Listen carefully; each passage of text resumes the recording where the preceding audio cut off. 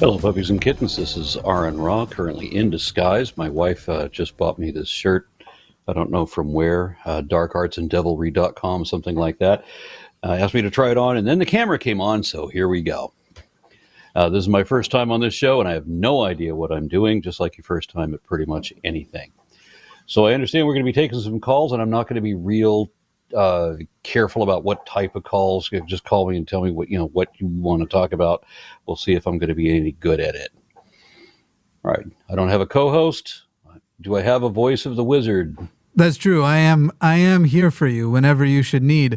Do you want to tell people a little bit about yourself, your channel, and what sort of topics you're extra excited to take on should they come up? Well, yeah, my channel has always been activism, trying to promote evolution, evolutionary science, and of course that means contradicting creationism. And I also delve a little bit into skepticism, because we have a whole lot of people who just want to pretend that reality isn't real in one way or another, and so they want to pretend that, say, for example, that the Earth is flat. And of course, with no model, no kind of justification, it's just something they like to pretend. Because I don't know, it makes them all feel squishy inside or something. I don't really understand why it is, what the motivation is for people who want to make believe things that are not evidently true. I was just in a debate with a Muslim apologist a week or two ago, and when I said that he didn't like being called a religious extremist, and I said, well, if you take your belief in your scripture to the point that you deny reality, that's what the extreme means. So yeah, if you're denying reality over this, then you're an extremist. And he says, well, who defines reality? And that's a common theme. I mean, how can you tell me? Do we both have, I don't deny science, I deny your science. And we both have our own different truths, and we're both looking at the same evidence. No, there's this fallacy of a false equivalence and projection, and you don't have your own alternative facts. Which it's disturbing that people think that they should or could. So that's kind of the thing that I normally talk about. Hell yeah. So basically what we're saying is, send us your creationist, send us your flat earther uncle, send us your whoever. Aron is here and ready to debate, take on all comers, and you have the special expertise of an evolutionary biologist here who knows literally everything. You will not stump him on a single thing, no matter how deep cut in the science book it is. He knows it. He knows it. And a reminder. It funny. I was on a paleontological expedition in South Africa, and I was asking a geologist about the dating of the strata that we were standing on at that moment. He's a geologist. He should know about mafic horizons and that sort of thing. But he referred me, because he wasn't the expert. He would be an expert standing next to me or pretty much anyone else, but he's not an expert when we're in the field with other paleontologists. So he keeps referring to people that know more than him, even though he's like a retired geologist, all kinds of seniority. And I know he can answer the question. But it's just the way scientists are. They don't, they don't claim to know more than they do. They don't even claim to know what they do very often. Whereas, of course, the religious apologist claims to know all kinds of things that no one even can know.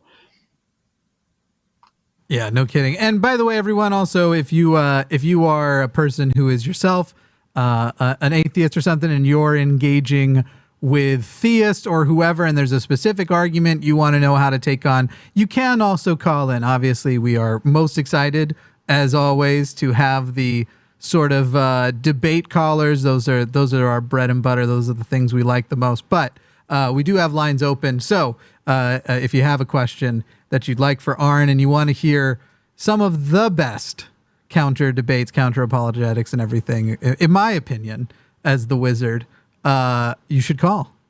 Absolutely. All right, so I have one call waiting. Should I take that one? Yeah, let's go for it. Let's get it started. You will be the first call on the second episode, but first time with Aron Ra hosting SkepTalk. That's what's up. All right, and if I did this correctly, then we're talking to Jasmine in Canada, and she wants to talk about indoctrination and native populations. Yes. The thing is with the native populations, I feel I can only attest to my own experiences. It's the indoctrination, especially with the Catholic Church, is very deep, and it's so complicated too. And I know you've been doing this for a long, long time, and I don't know how I feel about the church. I don't even know how I feel about breaking away from the church. It's difficult to process. Well, from your perspective, I'm sure, when we're talking about Catholicism and native populations in Canada, there's an awful lot of controversy already right there. You know, just in the news in the last couple of years. Yes, the children's graves were something very hard to deal with. The finding of those graves. Yeah, and for the people who are, would you mind clarifying what that is for the people who may not be familiar with this? They found children's graves tied to the Catholic Church, the residential schools, unmarked graves of made children, and yeah, we're not talking about a handful of children here. We're talking about many, hundreds. Yes, hundreds. Okay.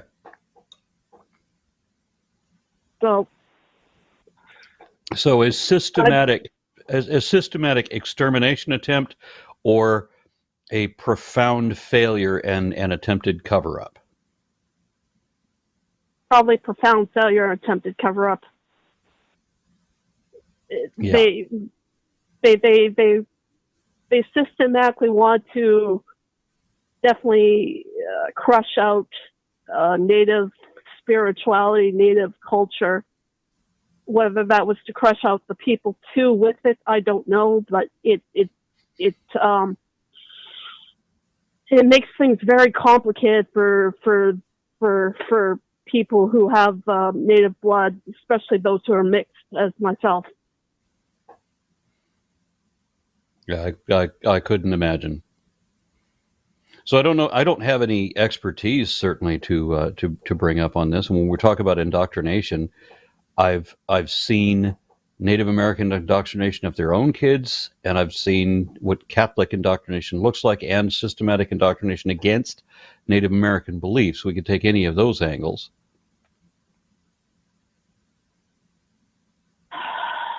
Yeah, there are so many angles.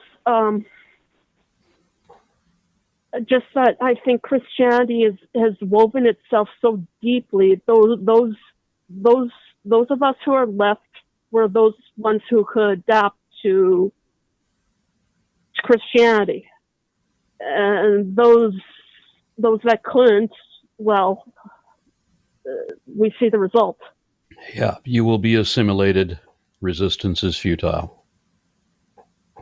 You know, one way of putting it, yes. Yep. So it's I'm wondering if some things are just better left unsaid, better left.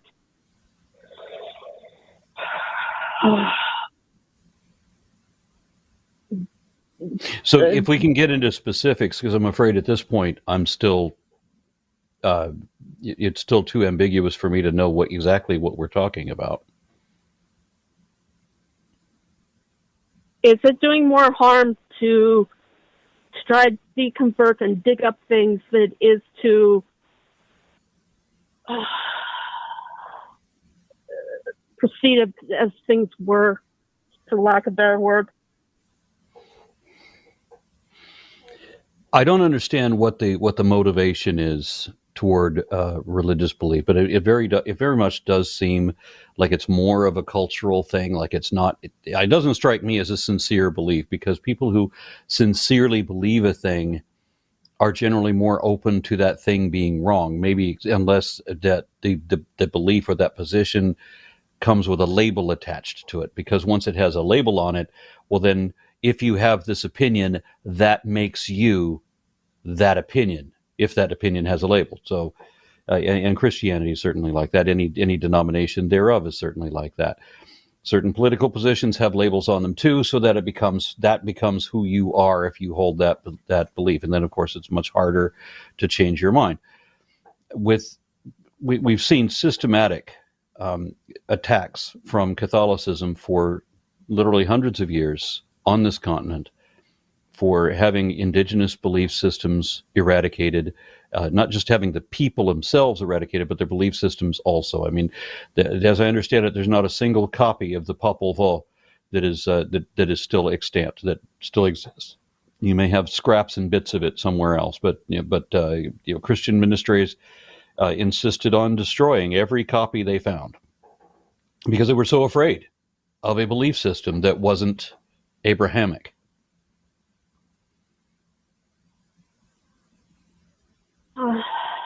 That, or they've tried to integrate Native religions into Christianity. I know that there's several programs that care specifically to Native people. One I used to be a very avid watcher of.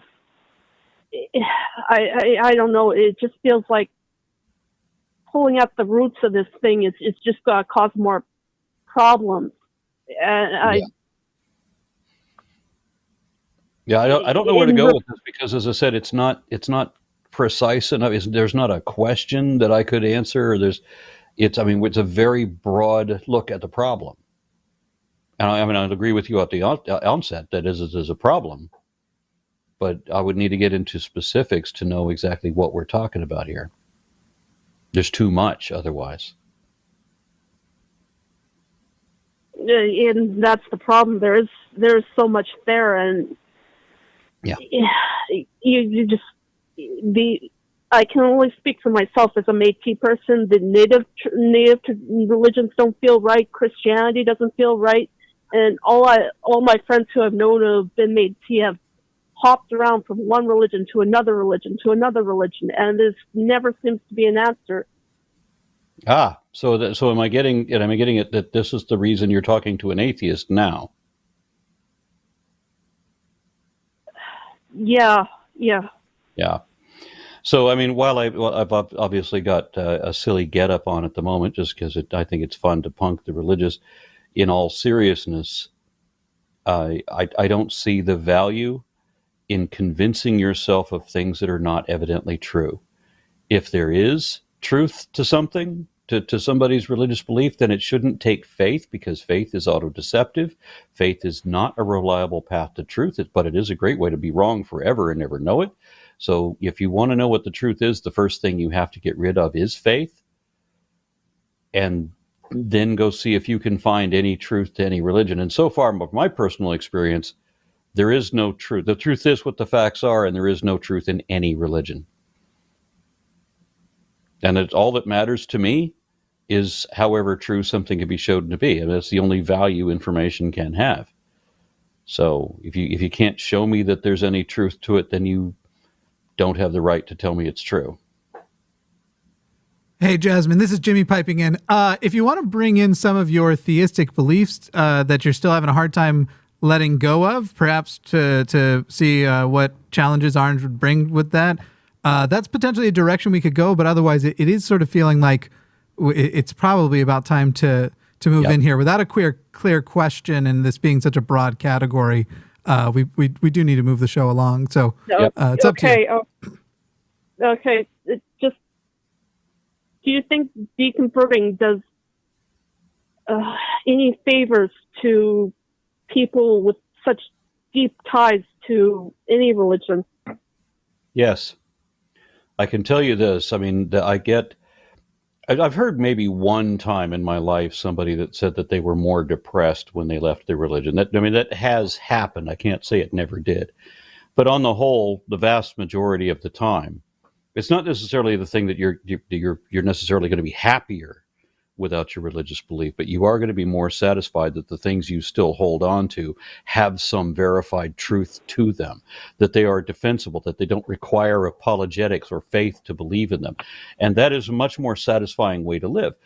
So I get messages, a handful of messages every week, and I have gotten for at least a decade, from people messaging me on various formats to tell me that to thank me for helping them walk their way out of religious mysticism. So that's quite prevalent, and we've also noticed, political changes in people. They tend to be more tolerant. They tend to look at both sides of a question more without the biases that they had when they were entirely religious.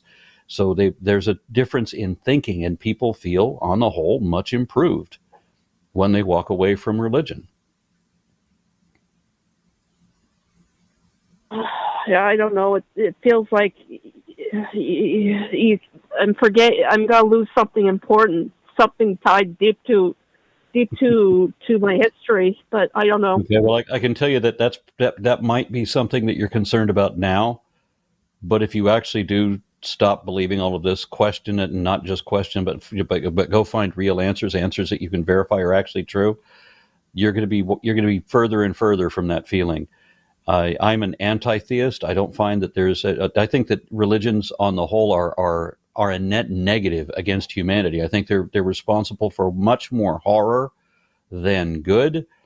And whatever good they do is usually like a Sunday bake sale that they say is going to benefit for the homeless, but really doesn't.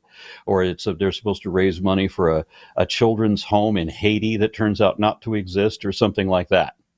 So religion is largely criminal, almost entirely negative. You have literally nothing good to lose in that. You're not missing out on anything when you walk away from faith. Okay, well, I guess that's all my questions for this week. Thank you again. Thank you both, Jimmy, Aron, and the crew, for all your work. All right. Thank you. All right. So the next one, somebody calling themselves Aron Ra in Wyoming. There we go. It is suspicious, isn't it? Oh yeah, it is, isn't it? Oh, all right. So, hello, Aron Ra. Hi, Aron. How are you doing? It's all right. Thank you for pronouncing my name correctly. With your name, see that all the time. So it would have been really funny. You actually came through my town before you were headed to the Badlands, and I thought you were going to speak somewhere, but when it came looking for the schedule, I could not find it anywhere. Yeah, I'm sorry. That was a long, drawn out road trip, and it wasn't possible to set up gigs like that. I did. Yeah, speak briefly, no worries. But yeah, where is your town? Okay, Laramie. Ah, no, we did do a hangout and in luckily Laramie. That was for a radio show of some kind. Oh, okay. I used to live in Laramie for years. A couple years. You did? Yeah. Sure did. Yeah, and it was just a fun coincidence because that is my middle name, but luckily it's a small enough town that nobody watches this show to actually dox me or anything. I think you doxed yourself, buddy. Yeah. No worries. So anyway, got something just a little bit lighter for you because I watched a lot of these call-in shows, and it's been pretty heavy for a while. So I was just curious. I am a scientist. I do have some biology background. And so I don't believe in anything that isn't proven to me yet. But man, do I really want cryptids to exist? Bigfoot, who? Any of those ocean things. Cryptids? Cryptids. Okay. You mean like animals Bigfoot, that monster, and so on. Like that's the easiest one. I'm not quite sure how I feel about Bigfoot himself existing, but it's just that idea of animals that have a record more in folklore that we haven't discovered, we haven't cataloged, but there may be something out there. I was so fascinated by cryptozoology when I was a kid. I so wanted there to be, news of some newly discovered species. I mean, I got excited when there was a nurse shark that was found to be 14 feet long, which was like, 5 times bigger than a nurse shark is supposed to be. And then that was the cryptid. There was a magazine in the 70s that was dedicated to cryptozoology, and this magazine was making this big deal. It was like their most successful thing was finding a 14-foot long nurse shark. Good for them. Yeah. That's cool. And then I remember the expeditions to find a Katy Montgomerie. And I remember as a kid, that is one of my favorites. Yep, that was supposed to be the sauropod holding out in the Congo somewhere, and I think they even made a Disney movie about it. Yeah. So I've seen a few strange things that I can't identify, but I'm firmly okay saying that I saw something weird in a place where I thought I knew all the wildlife, and I don't know what it is. And well, then you probably heard the story last week. It was just a few days ago. There was a story reported about dozens of cattle being torn to pieces by an unknown, unseen predator that left no tracks. Did you see that one? I did not. Where was that located? I don't remember where. It was somewhere in the United States. I want to say Wyoming, but it was someplace. I may just be thinking Wyoming because of where you said you were. But I remember seeing the story days ago. It was hundreds or dozens, at least dozens of cattle that had been ripped to pieces by a predator, not necessarily just like killed and eaten away, like wolves would, but many of these cattle taken down. It was like something like 89 of them in a single year, and these are all from an unknown predator. And it's all like it comes out sounding very much like the chupacabra or something like that, like the North American version. That was my first inkling. Yeah. And every time I see the evidence of a chupacabra attack, it is suspiciously similar to coyotes. or dogs. Almost every time, like suspiciously, it's almost like the chupacabra is trying to convince us that he's just a wild dog. So, that would remind me of another event in Europe. I want to say in the 1700s. There was something along the lines of a hyena or something that was. I can't remember the name of it, but it was something like a hyena that was suddenly loose in Europe, killing people, not just cattle, but people.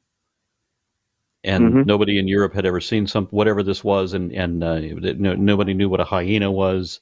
So they're trying to describe what the hell this thing is. And hyena was just one of the guesses of what it could be, but it was a very large, sort of like a wolf, but not a wolf. Definitely not a wolf, so they say. Hey, Aaron, they made a whole movie. Yeah, Aaron, I just wonder if you have a question, contention, or confrontation, a challenge for Aron here. I did state it, but then we were having way too much fun talking about monsters. I get it. So I was curious because my idea is, or my question is more about, I guess, the desire to believe. Because I was raised Catholic, but I was born with a problem of authority. So from a very young age, that was never going to take.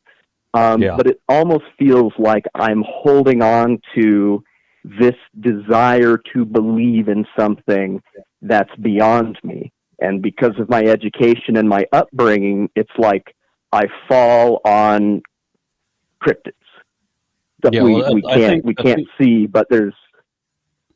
Yeah, my interest in cryptozoology kind of faded the more adept I became at paleontology, because you want the world to be more interesting than it is. And so what you need to do to get beyond that is to start studying the way the world is, or in my case was. And then you start finding these magnificent things. They're just in the fossil record instead of, Lake Loch Ness. That is true. Because it's hard not to be abreast of paleontology in this part of the country. So, that is poignant. To just, I even do paleo art, so I'm already knee deep in there. I don't know why I'm holding on to that desire to want these kinds of things to still exist. I guess because you can't. The reason you want them to still exist is because you can't have a time machine to otherwise go back and see them. Good point. Yeah. Yeah. Well, anyway, this was just supposed to be a light call to just get your opinion on, belief and desire of belief. You can kick me off whenever you want, or I can talk to you about cryptids for the rest of the evening. So no, I got some other calls backed up, so I'm gonna jump onto them. I want to thank you for your call. All right. Bye-bye. Yeah, of course. Take care. Bye-bye. I would take a look there at line 6 and line 10. Both of those are looking like pretty good lines there. All right, let me see. I'm going to start with line 10. So we have Xavier in Miami, and is a pantheist. How do you do? Hey, how you doing? Good evening. It's all right. What can I do for you? And before we get started, Xavier, can you figure out your microphone there? It sounds like I can hear your background almost as much as I can hear you. So if you can get closer to the phone, make sure you're not on speaker or anything like that. Let's clear up your audio situation over there. Okay, how do I sound now? At least louder than the background. If you can get away from whatever that music or something is in the background, that'd be most ideal. Yeah, I got away from it. Okay, great. Okay. All right, so what is your question, quandary, situation, whatever? All right, so it says religious people report greater sexual satisfaction. So, according to considering the results of a study published in the Journal of Sex Research, they concluded that about 10,000 heterosexual adults between aged 18 to 60 in the UK, collected through the National Survey of Sexual Attitudes and Lifestyles, determined that they reported a higher sexual religious people reported greater satisfaction in their sex life than, secular people. This has to do with, their meaning from sex. Sort of like, okay, sex is God's divine plan. Well, I don't know how to comment on that. I mean, I was religious once upon a time myself. Hey, Xavier, I think what we're going to do is just take the call at the topic and go ahead and drop your call, because you got a kid in the background. There's music. I think I heard a car alarm at one point. So we're just gonna take the topic but drop the call. So just watch on YouTube for the answer there. All right. Okay. All right. So, Jimmy, can you select these calls or just me? Yeah, I took care of it. Okay. You want to select the next one? Yeah. Well, do you want to? Is there anything you want to address on that one? One of the things I thought was funny that Xavier brought up was that it was amongst heterosexual couples. That heterosexual couples in religion report, and so we're also talking about a self-reporting thing. We're not talking about an objective measurement. We're not talking about the intensity of orgasms. Look, I've had plenty of heterosexual sex despite not being heterosexual, and I assure you, after religion, it's much more interesting. However, I do think it's funny that there's that big lost topic of amongst heterosexuals, when you ask a couple if their sex is better than the heathens, they're sure it is. I don't know. It's not that interesting to me. Yeah, well, I'm also thinking about a number of people who were like prominent people in the anti-gay movements, the religiously based anti-gay movements here, where one of these religious leaders, family organizations with the word family in the name, which really means that they just hate gays. And the leaders of one of these groups was caught having sex with a man in his van out front of the church. So that was discreet. Yeah. And another one, probably the more famous example, was a leader of some anti-gay church who was caught going into a hotel room with a rent-a-boy, someone he hired to carry his bags and give him massages. And that Brazilian rent-a-boy's advertising, his qualifications, his list of qualifications started with that he had an 8-inch uncut penis. That's which is quite really the thing to important put on your somebody LinkedIn. Yeah. And then, of course, there was Ted Haggard, the most famous example, who was talking about the very thing that this caller was talking about, how they had better sex than anybody else. And, the people in his congregation had better sex than anybody else. And he says this with a huge, sickly smile. And then he's caught doing crack off of a male hooker's ass while cheating on his wife. So I tend to doubt these statistics very much. Yeah, I mean, there's so many elements of it too. You said that you've had plenty of heterosexual sex besides not being heterosexual, and it just reminds me of the comment that, hey, I'm not gay, but $20 is $20. My sexuality does not exclude heterosexual sex at all. I'm a big fan. In fact, big fan, practicer. I'd like to think that I've put in the time. No, but yeah, there's a ton of elements to it. Like, for example, if you're going to say specifically amongst religious people, and we're talking about Christian people mostly, but even if you want to expand to other of the main religions in the UK, you're still talking about a lot of people that are preaching monogamy. So you give them on average 1.5 sexual partners their entire life. Let's say, averaging here. Yeah, I bet they all think that they're really good at it. I don't know. I don't know. And of these devoutly religious people, how many of them prefer sex with their mistress rather than their wife? That's why it's so satisfying. I get it. I'm looking over at line. I had it. Line 6. Yeah, there. It's with the 5 in brackets. What do you think?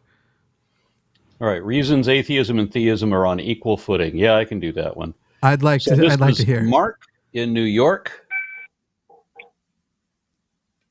Hi. Hello. This is Mark. Hi. How you doing?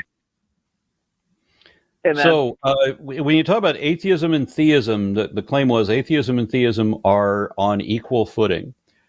I couldn't disagree more. I mean, we are literally talking about fact versus fiction here. Whether we accept reality.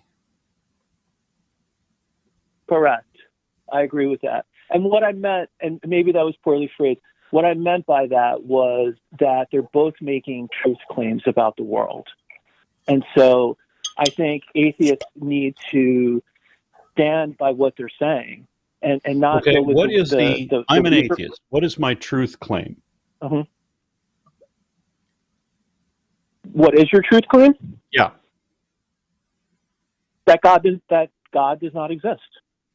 Well, as the broad category of atheists, that the statement is there is no truth in the religious claims.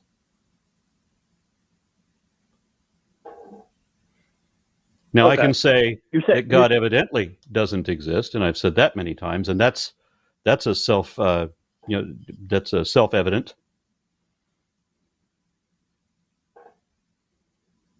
Well, I mean, I'm not sure if it's self-evident. I think you need to have arguments and reasons. Okay. When we're asking for evidence, and all I ever get are frauds, falsehoods, and fallacies, or when I get subjective impressions, and that's right. It.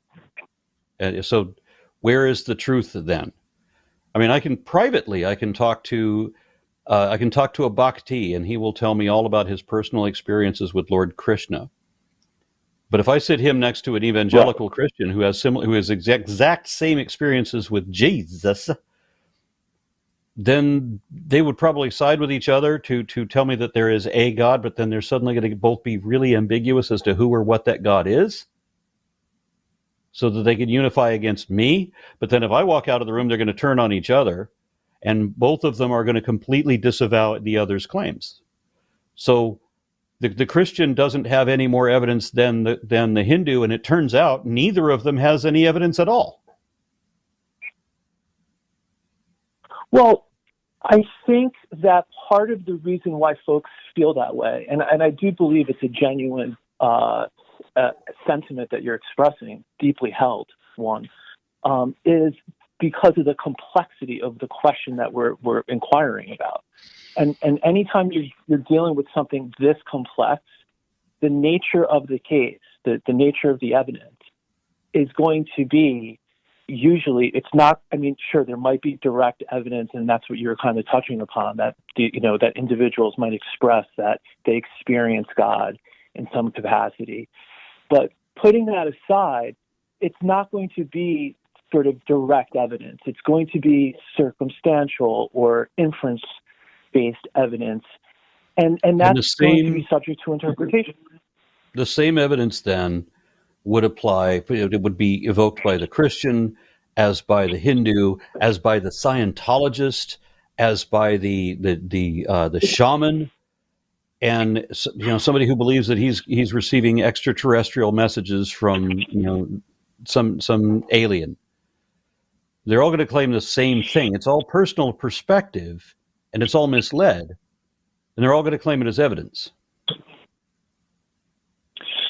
Well, even granting that for the sake of argument, what I would still say that you would have to put that on one side of the equation, and then what is the evidence for there not being a God on the other side, and compare the two. Okay, well, let's look at it that way then. Yeah, let's get to the crux of it, because this is what it is. When you're in science, science only cares about what is supported by the evidence and what is not. And so, and God is not supported by the evidence, therefore not even worth serious consideration. There's literally nothing to talk about. We can't know anything about a God. If there was one, there's no reason to believe there's a God. It can't be indicated or vindicated, verified or falsified. It's just an empty, unsupported assertion of impossible absurdity with nothing to back it up. So we're kind of done. Come back when you've got something to show. Then, let's see if you know what you know. Let's find out if there's any truth to it. That's never happened.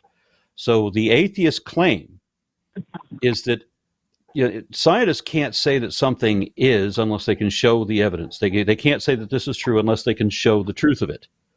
Religious people will just make up whatever they want and call it the absolute truth. Scientists can't say that something is even probable until they can show the probability, which, of course, the religious people will claim absolute proof of things that are not even evidence.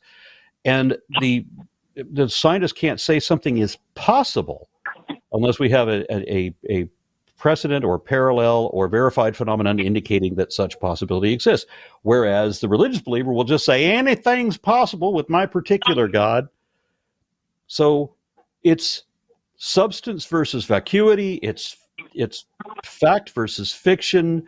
They're not on equal standing. We're saying we don't want to hear something that is not evidently true. Don't be telling me things are true when you don't know that it's true.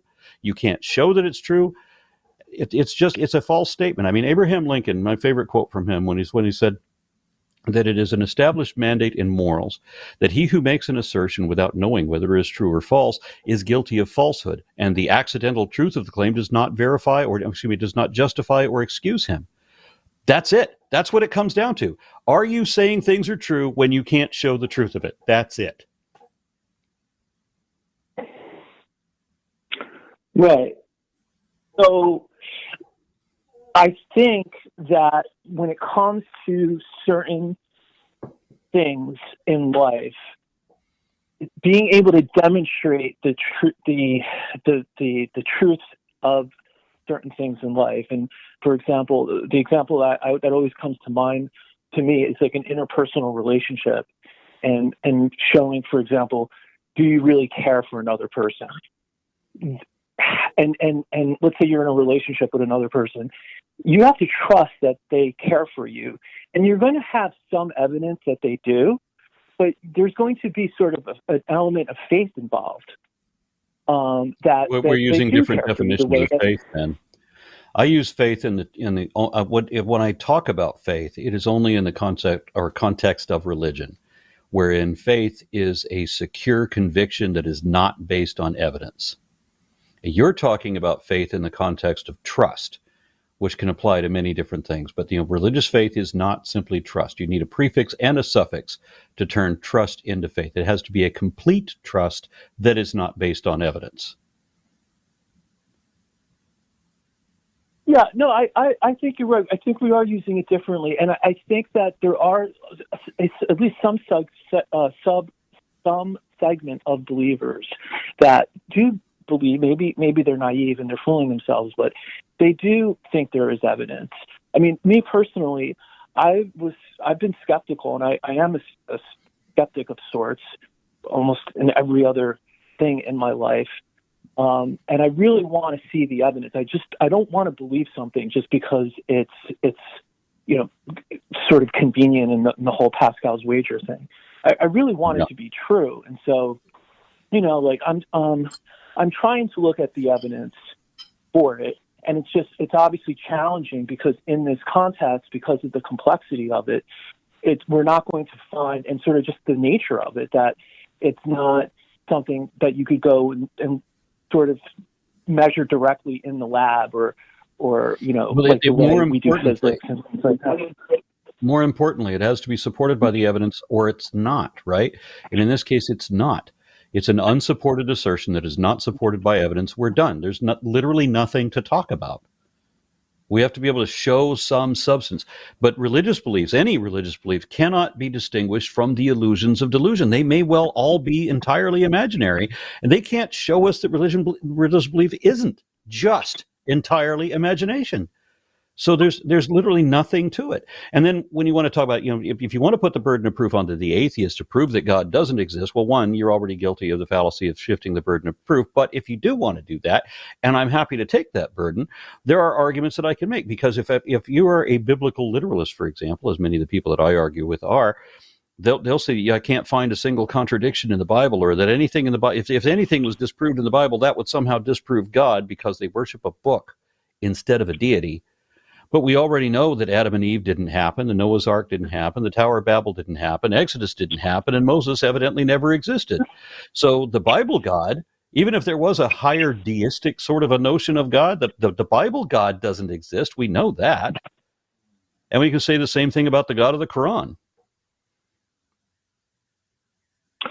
Right. I think I actually agree with that point that when you're speaking almost at a lower level, if you're referring to, not all the religions could be correct, so there's that issue. But they could there's all sort of be one wrong. level That's down. one of the possibilities people have to realize. Every religion could easily be wrong. There's no reason, there's no way yet that any of them could be right.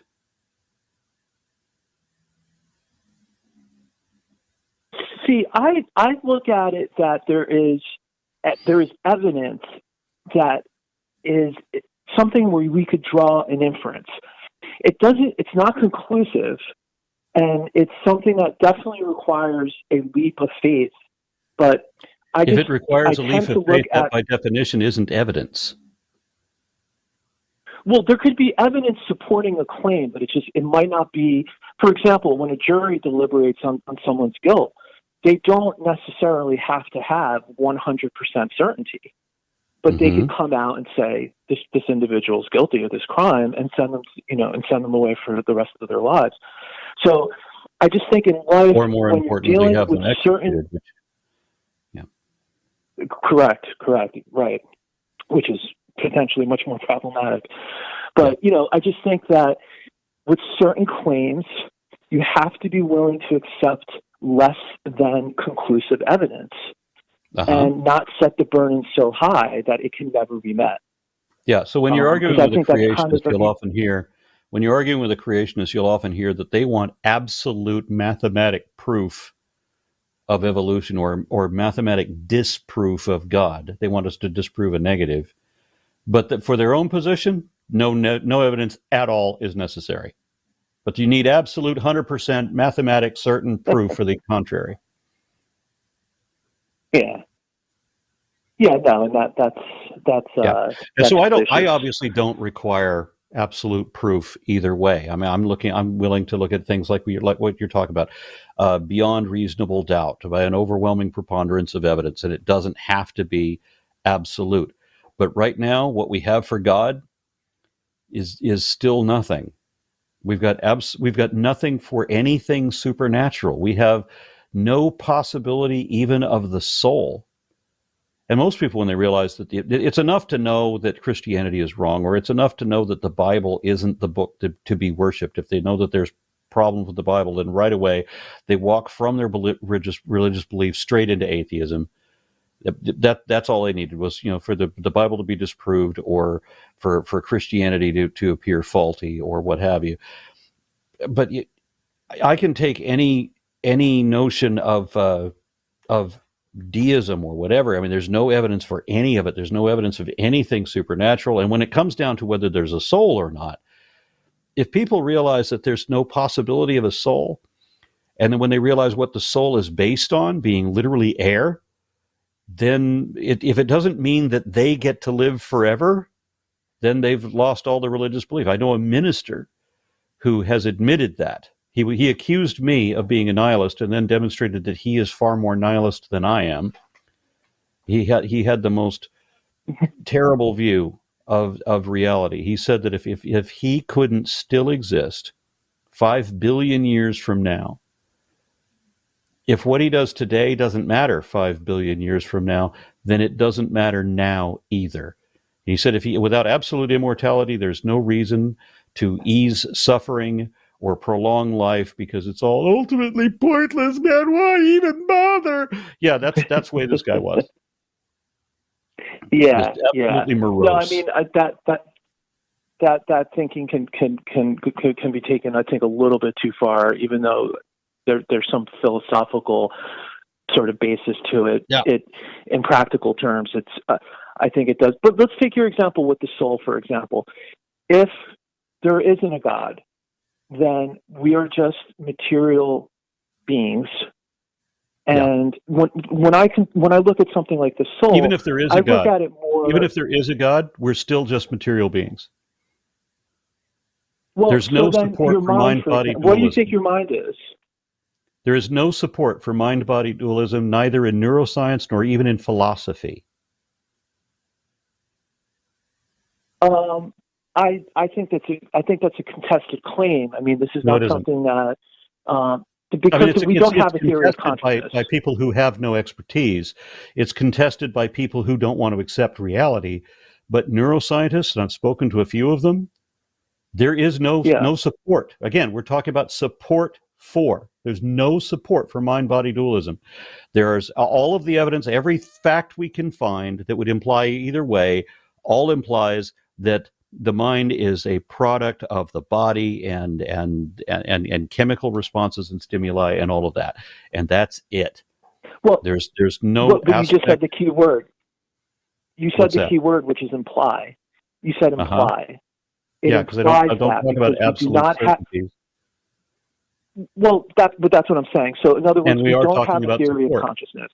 So everything is consistent with all of the data is consistent with the soul not existing.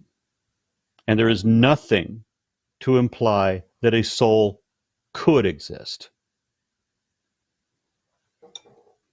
I think if by soul, if we're talking, because when I say soul, I'm referring to something like the mind. Well, that's not a soul. What we're talking about is every religion has this fundamental notion that they believe in an aspect of self that somehow survives the death of the physical body to continue on in some other form, whether it's reincarnation or whether it's unified back into the oneness of global spirituality, the Dharma, whatever, or whether it goes off to a heavenly place. But there's no support for that anywhere. Without evidence of it, there's literally no reason to believe it. Well, but in other words, like, I think if there's unanswered questions, we have to leave it. We have to put a bracket around it. And while I agree, you might not be able to go so far as to say there is evidence for the soul continuing on. We have to sort of just say we don't know we cannot explain how these chunks of matter in the tissue that makes up our brain can basically have this first person experience that we all have. We know that more than anything else. is that we have this sense of self, and yet no material object in the universe has that. So there's something that calls out for explanation. But everything that should be true, if an immortal soul existed in animated human bodies, those things have consistently failed to be detected or turned out. All of the things that should have been, all the miracles, all of the psionic aptitudes, everything that we've ever looked for to indicate that, near-death experiences, 50 years of research, not one confirmed reality to imply that. 50 years. We've got nothing. Yeah. We do have an awful lot of data to show that the way that the body, the brain, the physical brain can be chemically or physically altered has an effect on the personality, has an effect on what you would call the soul, if you want to equate it with a mind. We can manipulate those things chemically and physically. If there was a spiritual soul, it would be immune to that. And there's nothing to imply that a spiritual soul can exist, much less does. And philosophically, if you put some thought on it, you wouldn't want it to. Why not? Why would you want to continue to exist forever and ever and ever in a way that you can't continually ascend, you can't constantly improve. None of the theologies allow you an opportunity to improve anyway. They don't want you to. They want an internal stagnation where you just exist, and it's no way to escape. There's no way to stop. There's no way to just let it end. It's inescapable. It's like Christopher Hitchens said that heaven would be like a celestial North Korea. He said, but at least you can die and leave North Korea. But if there was an immortal afterlife, there is no escape. There is no way to just let it end. Every heaven would become a hell eventually. Well, look, I mean, I agree with you. I think there's a duality to it because, like, I have a dog. He's like 14 years old, and there's been times where I've thought like he's going to reach the end of his life soon, and I'm trying to come to terms with that, and I've kind of made peace with it, and I thought myself, like, you know what? There's something okay with reaching that final resting point, that peace, that you don't have to continue the struggle forward. And so I totally appreciate that component to it. And then on the flip end, there's this other aspect where just the idea of who we are just being annihilated and no longer existing anymore, it's kind of a frightening thought. And so if there is some middle ground. Okay, to you maybe, for whatever reason, being dead doesn't frighten me. It's how you get dead. Getting dead can be terrifying, but being dead, not so much. But I don't want the movie to end. I love life, and yes, there's suffering and there's pain, and if that stuff could go away, I don't see with the Christopher Hitchens analogy, sure, like if you're living in North Korea, you want to escape, but if you matter where you are, it doesn't matter how good it is. You realize that getting a perpetual blowjob forever will still be hell eventually. Even with all the cocaine you could snort, it wouldn't matter. Eventually, you can't deal with any amount of pleasure anymore. Perpetuity, eternity. This is too long to continue. You're going to want an escape. And every description of Christian or Muslim hell that I have ever heard has been horrific. I wouldn't survive the first weekend. And this goes on forever? That's heaven. Honestly, the depictions of hell are only worse from the onset. Every heaven will get to be as bad as their hell eventually. And there's a whole lot of more depth to it. When you get more into the thought, I'm like, whether you even have free will, can you sin? in heaven. I mean, when you find all these paradoxes, because this is one of the reasons they invented hell, is because you can't think about heaven. You don't put 2 minutes of thought into heaven, because heaven loses its shine real quick. If you don't contrast it with hell, if all you had was whether you're going to go to heaven or just die, just being dead comes out on top. The more you think about it, if you didn't have to think about a hell, if you only thought about heaven, you could save yourself from death if you go to heaven, and heaven is the only prize, and the only downside is death, which was the original Christianity, by the way. Then you would be thinking about heaven. How nice would heaven be? And then you would start realizing these questions, these issues that you have with heaven. And then oblivion is better. Mm. Well, I guess ultimately, whether we like it or not, there's going to be an answer. There's going to be the truth. Unfortunately, and so no. Whether we find it, there won't be. What do you mean? When I die and when a believer dies, all that was once us is suddenly not going to know anything anymore. So the believer, that's would what have I the mean. opportunity to be disappointed. Right. I mean, that's right. I mean, but what I'm saying is the existence or non-existence of it is there, whether it's comforting or it's discomforting. It almost doesn't matter what we think about it. Yeah, So and it the doesn't mean we underlying don't get truth the is answer really- either. I mean, believers will tell me, you're going to find out someday when you die. Well, no, I won't, and neither will you, because we'll be dead. And your brain's shut off, and we don't think or know or remember or feel anything.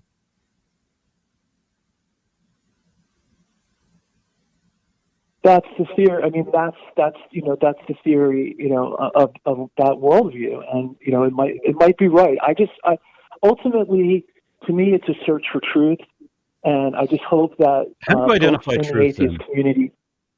How do you identify truth then? How do? Yeah. Well, I think truth ultimately is an objective reality. How Good. you identify it, I think, is Good. That goes along with my sort of a definition. I said separate the truth issue. is what the facts are. What's that? The truth is what the facts are. Oh, it's breaking up a bit. Okay. You said that truth needs to be objective, and that's good. That's big. I say that the truth is what the facts are, because I have people telling me all the time that what they believe is the truth, and they can't show any truth of it. So you don't get to call it the truth then. You can't say that it's the truth until you can show the truth of it. Yeah, exactly. I totally agree with that. And I think it's good to have the dialogues. I think I tend to look at science as possibly providing some glimpse, whether it's the work they're doing on consciousness, on near-death experiences, on the origin of life. Because even if evolution is true, or neo-Darwinism, you still have this unanswered question of where life came from to begin with. It's not quite as unanswered as it's made out to be. There's a lot more known about that now than was, and it's just that the answer is not all that interesting. It's just, life is really complex. Biology is complex, biochemistry. So the origin of life is super stupidly complex. And people don't care about that. They want to think that they're best friends with the most powerful being in it that they can imagine. That's what they want to pretend. And they want to pretend that they're immune from death.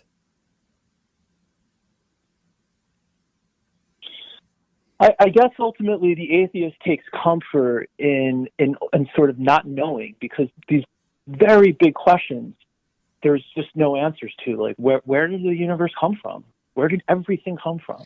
There's just no answer to it at all. Personally, I don't think the universe came from anywhere. I think it was eternal, and there's a number of cosmologists that I've had the good fortune to talk to who also think the same, that the universe is, in effect, in some sense, eternal, changing, different conditions apply at different times, but they believe, that material energy has always existed, a universal waveform, or what is it? I forget the term, but there's a number of things that are evidently eternal about this universe. Even models that have a singularity, the singularity always existed. You know, there's a couple of people that said they come from nothing, but those people were in the 60s, and nobody holds that position anymore. And it also doesn't matter. I neither know nor care how the universe came into being, if the universe came into being, because it's completely irrelevant to whether we are evolving apes, and that's the thing I'm usually arguing. And when people realize that I know what I'm talking about on that, they have to push back to the origin of the Earth, to the origin of life. You know, when they realize that I know more about that than I'm supposed to, then they want to push back to the origin of the universe, where I no longer give a damn. Well, I mean, look, I'm not sure if you could say you don't care, because if you wound back the clock, you know, it's 2022, I think. But if we kept winding backwards and backwards, what would have, you know, it almost seems to defy logic that it could just go back and back forever, because how could you ever have gotten to today if that was the case? There's a number of models that are cyclic. There's a number of models that are cyclic, including Big Bang, Big Crunch, and then there's another one that has oscillating physics, so that gravity becomes a repellent force rather than an attractive force, and so forth. But none of them have any relevance to the topic of whether the Bible is complete hogwash, which it is, or whether evolution is demonstrable, verifiable aspect of population genetics, which it is. So I really honestly don't care about cosmogony at all. I don't think we know the answer, and I'm okay with that. Yeah, and that's ultimately and that was the point that I was saying, which is that the atheist has to be okay with that, because there's no other game in town, really. There's no other alternative, because the cosmology doesn't have an answer. Yes, there are these other models. And neither does religion, but the consensus, by the way. Well, religion does actually posit a metaphysical explanation, though. Right? Yeah, but it's a wrong one. Every question that the religion tries to answer is always wrong. That's why there's a company that makes refrigerator magnets with my face on it, and a slogan that science doesn't know everything, religion doesn't know anything.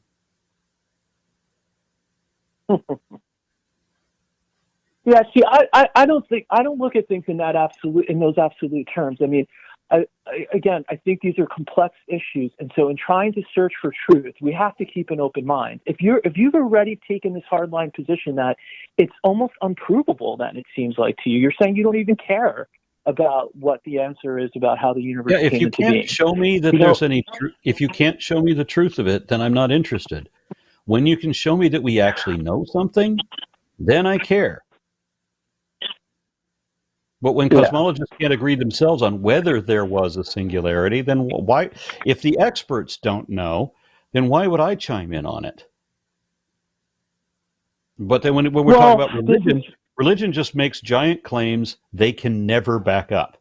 And they're always contradicted by like every other religion, and everybody's apparently lying. Everybody's claiming absolute truth, and there's not even a possibility that any of them could be true, but it's almost a certainty that they're all wrong, since they are all lying for a living.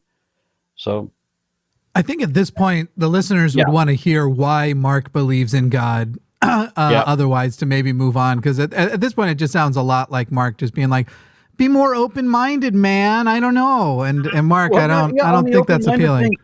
I'm completely open if you can show me reason to believe in a God, but no one can, and it's not my fault that they can't.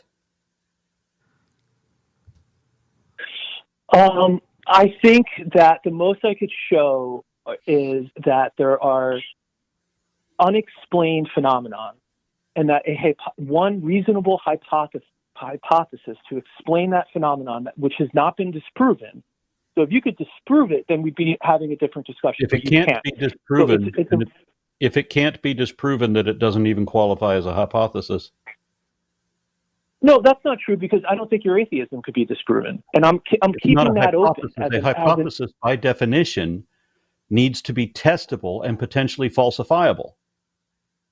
But the hypothesis is that God does not exist, right? And I'm saying that no, it is not. I don't have a hypothesis. You are coming to me with a hypothesis that God exists. It's not testable. Right. It can't be falsified. It's not supported by any evidence. There's no way to ever know if it's right or wrong. It provides no addition to the sum of human knowledge. there's no truth to it, why are we even considering it?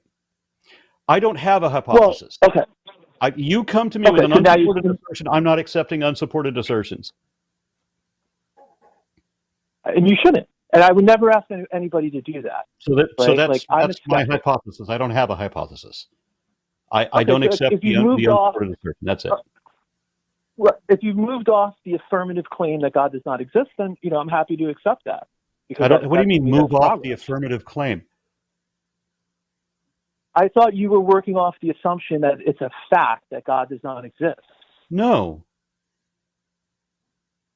Okay. I think I was talking to you earlier when I said that that we have, that we know that the Bible's not right. We know the Quran's not right. We know that no single religion can show that there's any evidence. That we know that there's no evidence of the supernatural. There's no evidence of the soul. There's no evidence of anything peripheral to belief in God. None of the things that should be consistent with God have proven to be true. All it is the claims religion is making, none of which are valid.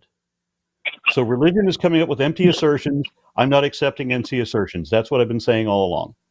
It does seem a bit telling that you were asked to give your reasons for believing in God, and you went straight to... I have mine. And you went straight to... But so far... So we're going to give you another opportunity. But you went straight to what you think wrongly are the claims of Aron. So again, but we're going to have to move on soon unless you want to now present your why you and anyone else should believe in God. Sure. I think there is very strong evidence and inferences of design, that the universe was designed. Our current understanding of the universe is that the universe is contingent.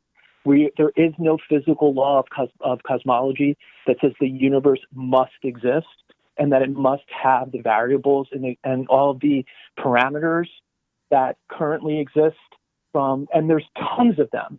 And they all seem completely arbitrary. And the universe doesn't have any laws that it has to exist. As cosmologist Sean Carroll explained, the universe, I think he even said this to me directly, that the universe can have, or that it could have just been that there was absolutely nothing, but as it happens, there was something. And so that it doesn't absolutely have to be. And so it doesn't matter. What we end up with is, we have unanswered questions that we want to fill in with this other answer that doesn't qualify as a hypothesis, has no evidence to support it, is not even possible, but we really, really, really, really want to make believe in this thing we can't defend. I look, and Sean Carroll's an atheist, so I'm not surprised that he takes a very, very strong, stance on how he describes it. But look, it's not just. Here's the challenge. To me, faith is sort of a web of interconnected belief. It's not one thing that makes me believe. So I can. It's a web of interconnected deceptions. Faith is not honest. It's the least honest position it is possible to be. Mm-hmm. Well, I mean, obviously, you feel that way subjectively. I can demonstrate.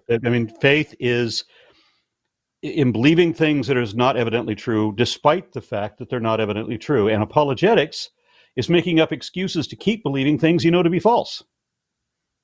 I'd love to hear one of these single evidences of design Mark mentioned. We're never going to get there. I've had this conversation thousands of times. We're never going to get there. Unanswered questions that have actually been answered most often are all we're ever going to get.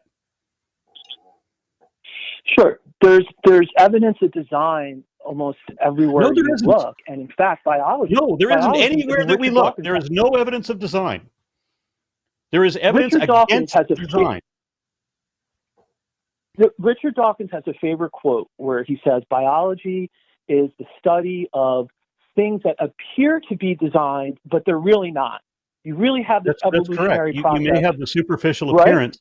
If there is a construct, you think there's a constructor, but you don't realize that you're looking at things from as if they're orchestrated from the top down, when really patterns of emergent complexity arise from the bottom up, and they will appear as if they were pre-designed, but the design is inherent. It's accidental. It's incidental. It's coming from the bottom. So Your evidence is not evidence. You are making an assumption that is not supported because there's no evidence to support the assumption you're making. You're seeing a thing. You're assuming that the thing was designed. You don't realize it wasn't designed. Mm-hmm. When we can explain how it comes about without a design, you reject that. You tell me to be open-minded, meaning that I should accept maybe the possibility of God, but you can't even show me that there is a possibility of God.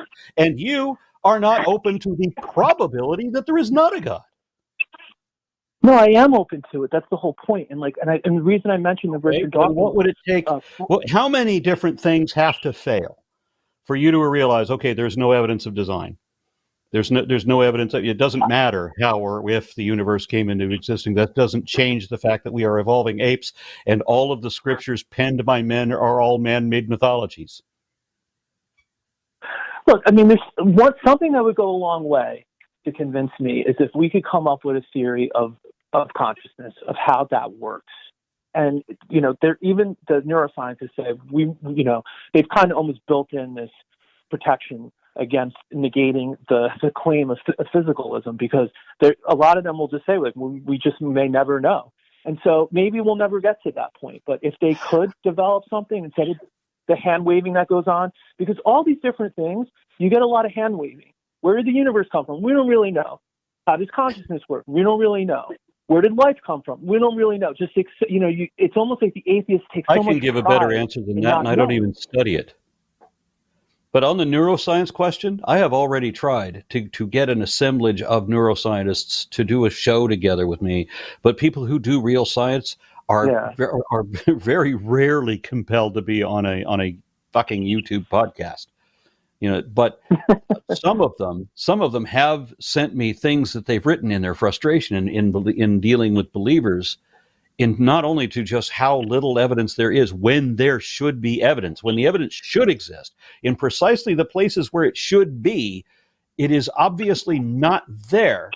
And instead what we have is evidence against the thing that it should have been. So there's a reason that all of these neuroscientists are atheists. Yeah, I guess I want to know if, Mark, do you have a specific evidence you want to present, or are we just going with the God of the gaps argument here? Because this call's kind of boring us. No. It's absolutely not a God of the gaps. 100%. You just said, I'd be compelled if you could fill in this gap. I think you might have said the word gap, buddy. Maybe you didn't, but it was exactly what you said. No, I did, because that was to illustrate that my worldview can be falsified. Okay, right? well, you keep bringing up unanswered questions. What about when we have answered those questions? You tell me to have an open mind when we've answered certain questions.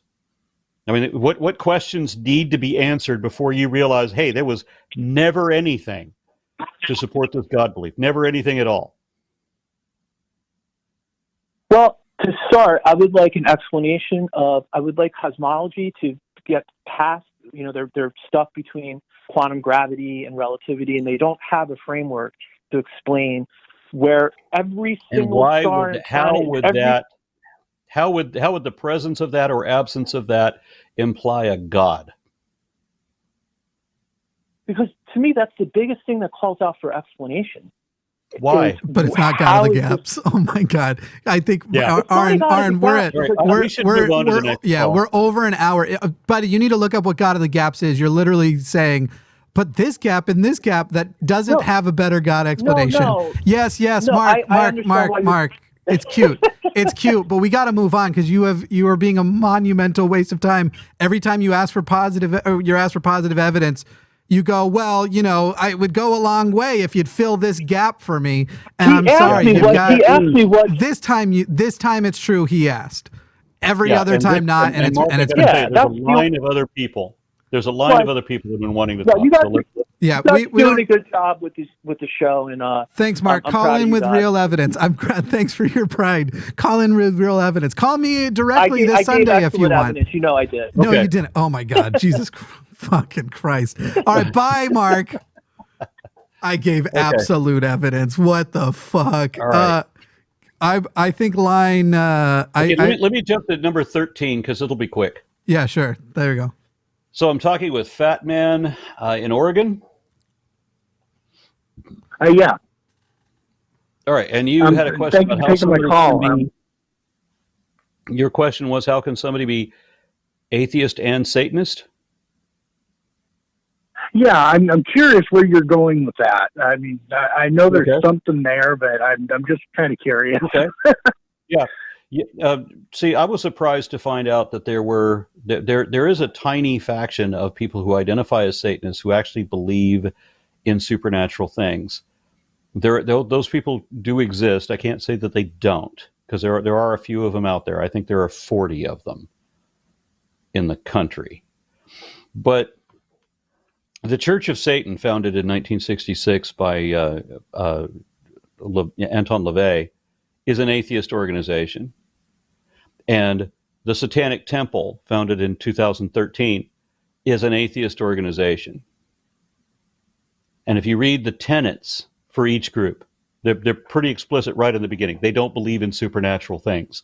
They don't believe in a soul. They don't believe in gods. They don't believe in a literal devil.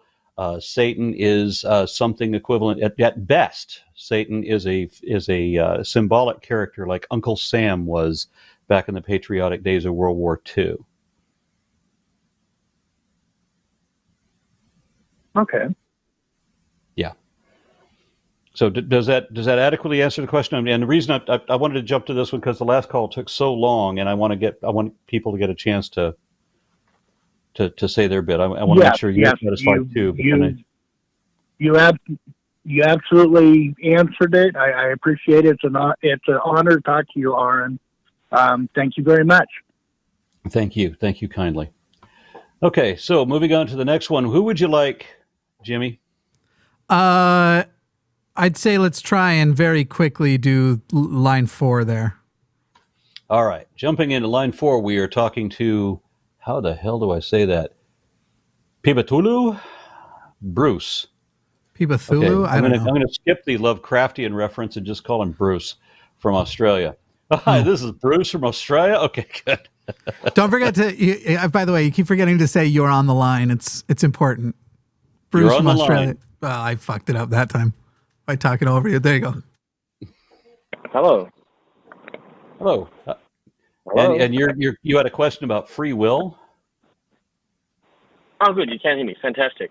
Yeah. So in a discussion with someone else, and much as what happened before with some of your other callers about the whole we're just molecules in motion, it's like, well, so the fuck what? Oh, shit. Sorry about that. Pardon my Australian vernacular. So, yeah, like they know within physics, quantum woo, thank you, there you go, Jim, that there is actual randomness in reality, right?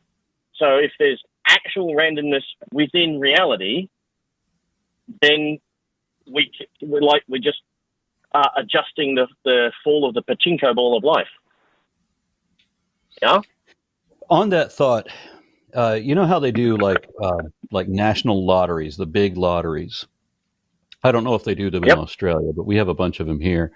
It's a system that is designed to be as random as it possibly can be, right? Yet, if you play the lottery and you win, as a believer, you would call that a gift from God. It's as random as it can possibly be. By design, it's by design random, which seems like a complete contradiction. But they would still say that it was an act of God. Yes. No, I just, because often that's the pushback of, because as I was explaining to your call screener, I don't actually philosophically know what I am. It's like I'm kind of hoping you can help put me in the box. Because when I look at reality, all I see is reality. I see no evidence of anything supernatural. So does that make me a materialist? Yeah, that could, but then, yeah. But then when you talk to materialist. Okay, yep, I'll write that down. I like the word that a friend of mine made up. She made up the word epistivist, which is somebody who doesn't believe anything on faith. That too. And the previous guy talked about science. One question for you. Are you convinced that an actual deity really exists?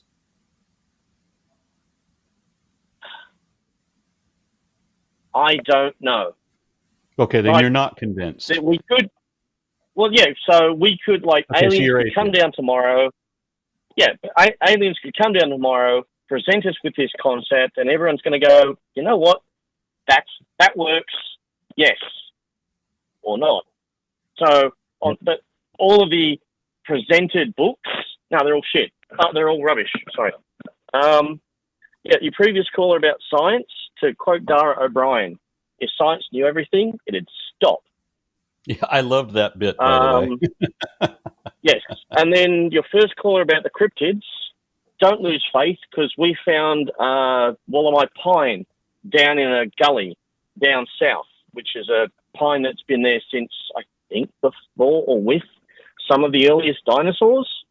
So, yeah, Australia there's also found the still first weird stromatolites. shit. Yes, over in West Australia, Shark Bay, which has real sharks. So there's still weird shit in the cracks. Very good. So, hey.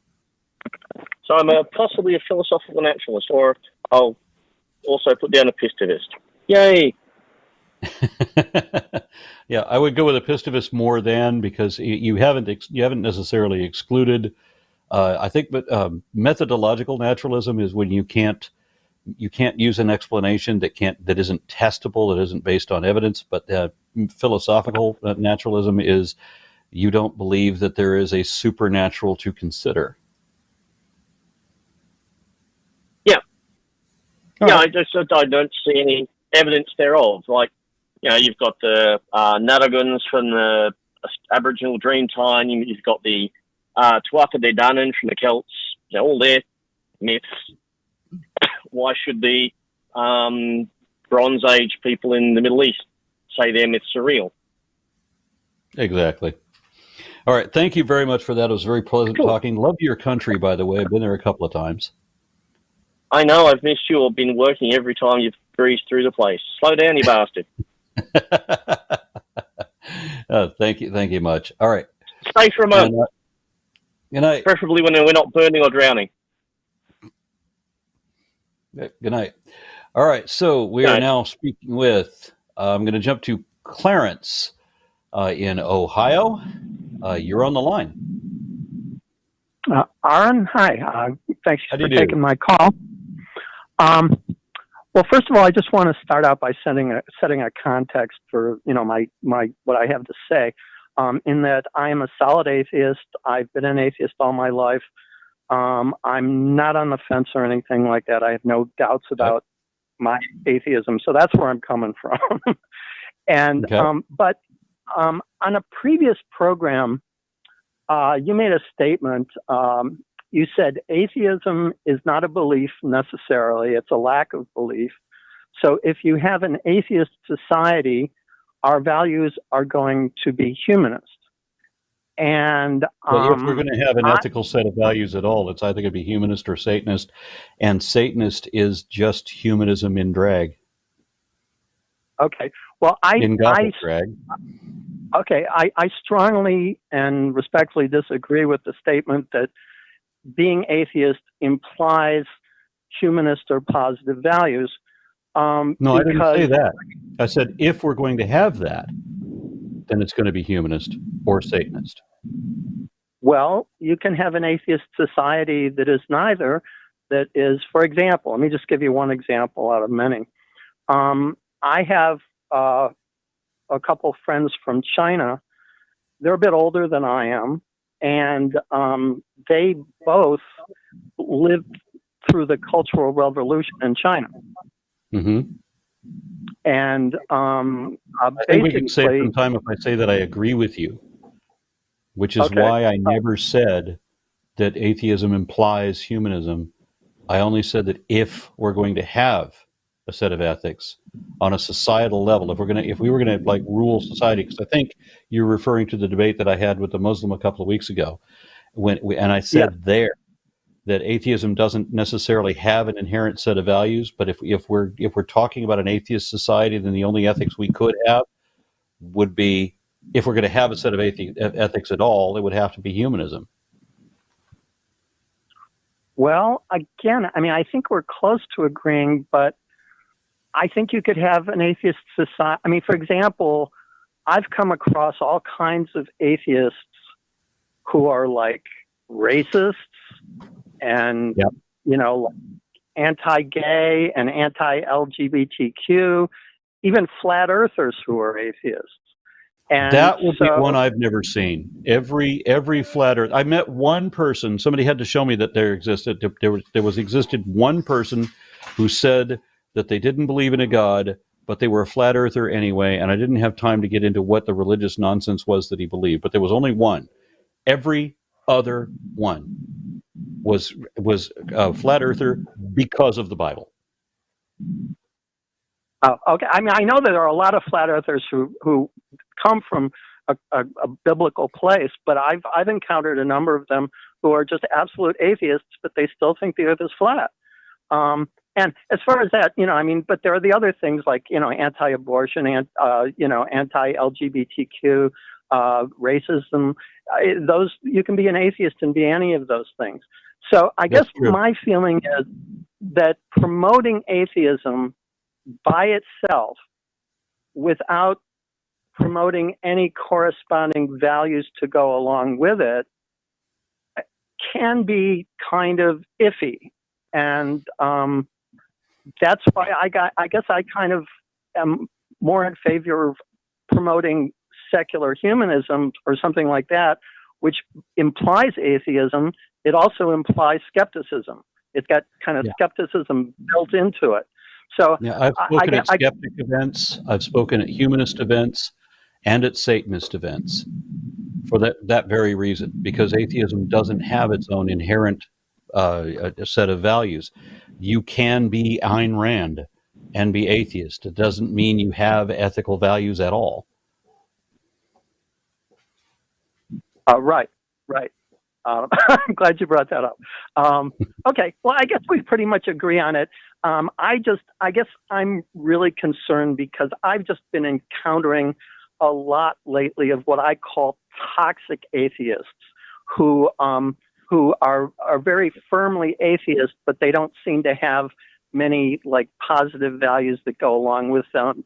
And they say things like they think all theists should be dead and the world would be a better place, and I just can't go along with that. I mean, I too have met what could be termed as toxic atheists for a number of reasons, and not necessarily the one you just mentioned, but for other reasons, I could say, yeah.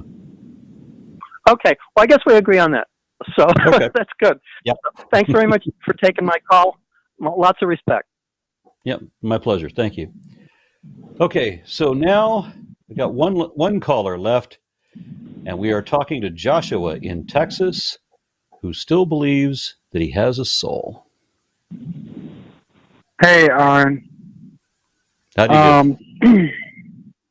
I'm doing good. So, I subtly believe I have a soul. I don't necessarily believe it. There's some things I wanted to talk about that might indicate a soul, but I don't believe in the soul in the sense that, actually, as a matter of fact, I don't want to insult, because I know that you know like 1,000 times more than me on evolution. So I know that the beginning, for my own interpretation, not science, is like Lego bricks that basically built the rest of life. So I don't say that the universe or anything like that gives indication that there's a soul. But rather, I kind of took a look into Virginia's research facility, research library, for reincarnation. Okay.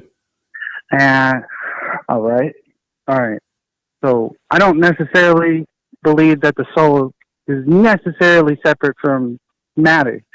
Well, let's get a definition of what you think the soul is. I think that there's an informational basis for a soul. Okay. I wanted to clarify, because when people say soul, I don't want to be vague either. Yeah. Most often, to my experience, they're talking about an aspect of self, their memories, their attitudes, their whatever it is that they think them makes them who they are. That when they die, that essence of who they were somehow survives the death of the physical body to continue on in some other form.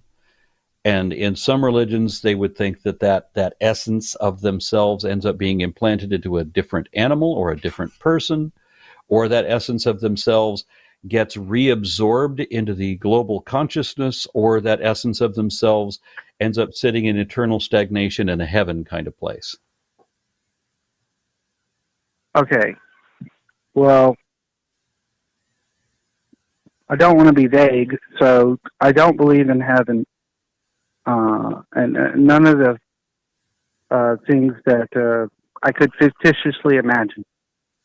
Okay. Do you believe that some aspect of self, whether it's consciousness or memories? I do believe in the self, and the only basis that I have for the self is the ego. And in neuroscience, there is a definite place where the ego exists because, well, I don't want to say because of psychology, because that's a whole different field, but I have to at this point. In psychology, they did a whole bunch of studies on psychedelics. I don't believe in the soul because people have very random visions either. But they did a whole bunch of studies on psychedelics, and a lot of those people's experiences where the sense of self is actually a sense, because they started to sense their self in their senses. So basically, they sense themselves as everything they observed, and way more than that, what the bullshit in the subconscious could render. So I think that there is definitely a self. I'll get to that. Well, I think I've already addressed that. What do you think about the self? Aron, you seem to have become muted. I do appear to have become muted somehow. Much better, yes. when we're talking about a soul, when we're talking about a soul, most people have the idea that that we're talking about mind-body dualism, that there is a separate aspect to the physical body, that there's a supernatural element to it that is somehow separate from it, and that when the body is destroyed, the soul is not. Okay. So I don't believe. I believe in a material dualism. Actually, not a imagined thing. So, like in neuroscience. Well, let me explain real quick. And you probably know like 500 more neuroscientists than me, but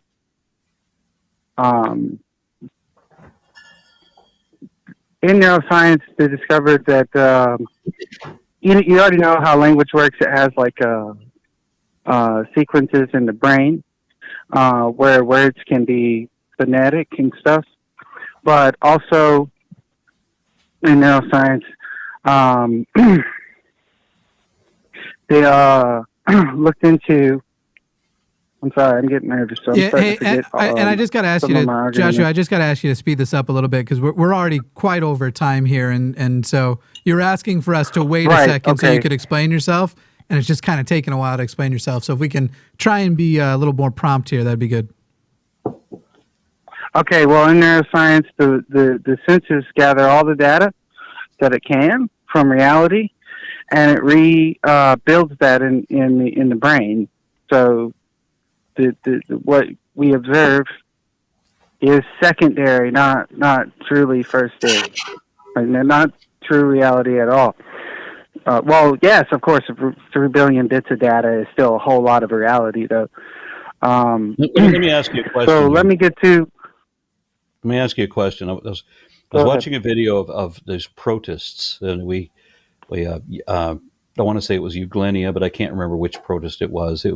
But it's this tiny little single-celled organism, a paramecium. Mm-hmm. And a paramecium finds itself engulfed by an amoeba. It didn't see the amoeba coming, didn't realize it was in trouble until it was surrounded by and engulfed by the amoeba. And once the paramecium realized that it was in fact under attack, it went into a fight or flight mode and started moving desperately fast to try to find an escape that had already closed, and it was of course doomed. This is a single cell. Right. It doesn't have neuron 1, because a neuron would be a different cell. It doesn't have a brain. Right. Does it have a soul? No. Well, that's actually what the point I'm trying to get to. I think that information is important when dealing with. I think there's another question at the end of physics somewhere. So I think that everything that's ever existed has a remnant of its information, regardless whether it's non-material or material. And so I guess the soul comes with religious baggage, so maybe I should drop the soul as in total. But when I die, I will fade away into what's left. Okay. But I will still exist somehow, some way in the information of the universe. All right, I don't because know how I have to. Interpret. I don't know how to interpret that. I don't no, know but that. go ahead. But that seems like a good. Sorry. That seems like a good Your note show. to end the show on. So I'll just let you have it. All right. I appreciate the conversation. I'd maybe suggest, especially since you want to go into neuroscience a lot, I'd maybe suggest calling in a week where Shannon's on. But beforehand, and I don't mean this as an insult, just as the producer trying to make as efficacious a show as possible, get some notes together or something, and maybe even practice in advance so we can try and get to things. Because, for example, Aron made a point, and you said, I was just about to get to that, and then you didn't. And so that's just trying to get organized a little bit. It's Josh. It's fine. Just try and get organized. Okay. Be a little more ready next time, and then I would call in when Shannon's on the show, because she is the psychology person probably most likely to be equipped. Yep. All right. All right. Thanks, Josh. Bye-bye. Aron, I would never just do this. I would only first request permission. Would you mind if I appeared on the show with you for a moment? If I came on screen with you? Sure. Let me clear the overlays. Hey, how's it going? That was the whole bit I wanted to do. That's it. I was hoping for that. You saw me before the show. You knew I wasn't going to show up uncovered. I'm not looking good right now, my friend. You ready for the super chat Q&A? That's what we're on to next. Let's and just a reminder to anyone who is over $5 in a super chat. And if you want to keep the show going, send more super chats, send the Q&As. There are often times that the conversations that pop out of these super chats end up being just amazing. So it supports the show. It supports the host. It helps us build toward a day where I can take a day off. That's a literal thing, because yesterday my having to take a day off meant that there was no show. And so we want to get more people here and everything. So if you want to support the show, support the host, support the ongoing of SkepTalk, you can do so. But let's pop along to the super chat Q&A. Now, last week they had me read them to them and respond. It's up to you. Either you can read them or I can read them to you, whichever you prefer. Read them to me, please. All right. The window's changed since we set this up before the show. I don't know if you can see it and center yourself a little more, or if you want me to move it a bit. Oh, there you go. Okay. There you go. So I need to be over here. Indeed. And I've got a little error going because this is from Shannon's show. Let me just fix that real quick. Jimmy Snow, professional as always. Let's see if that does it. Here we go. $50 from Donuts. Great supporter of the channel. Thank you, Donuts. Oi, That's you 50 are euro. Oh, did I say? Yeah, you're right. 50 euro. You know what's been fun is we've been getting a lot of shekels lately, and no one knows when it's the other people on. No one knows the symbol for shekels, and so they're always like, we got 12 vortexes. But anyway, that's what I like about the Bible. When the Bible set out that you can get a male slave or a female slave is half price of a male slave. It lays out how many shekels each one is. And so you can never have inflation because the Bible lays out that a male slave is 10 shekels. That's it. That's the Holy Book said so. It's almost like they had no concept of economics. I bet they didn't even read, what's his name, Gordon Wood? Gordon Wood, something like that. Friggin'. Anyway, Donut says, "Oi, you are one of my absolute heroes for the work you do. What is your take on the phrase, ignorance is bliss? Some friend said it to me a few times, and I rebut. I'd much rather know the hard truth than a convenient lie.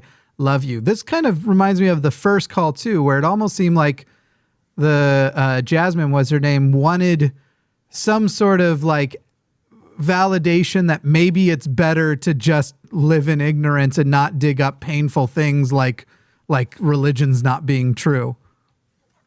You know, I mean, I get that when we're dealing with something like climate change and things are well outside of what any individual can do. And you're like, what? It's so hopeless. What the hell can I do? And it's so much easier to just turn on a comedy and giggle. You know, I get that. Yeah. The quote that I keep trying to get people to pick up on, and yet so far, the only things I can get people to repeat of mine are like a couple of weeks ago, I asked somebody, "Oh, you were on the show," when I asked them if they smelled pennies. That's the only thing I've been able. But I've been the way I always put it is I would rather suffer in reality than find joy in delusion. That's true, and I completely agree with that. And this is a true story. When I was 8 years old, 1971, living in San Fernando Valley, California. And my mother had put me with these religious zealots that used to like pass out chick tracts. Oh. So these are the people that were like babysitting my 8-year-old self. And I one of my gifts, I remember at my 8 years old, I was given a big wheel and I was given an encyclopedia set. And I read the encyclopedia set.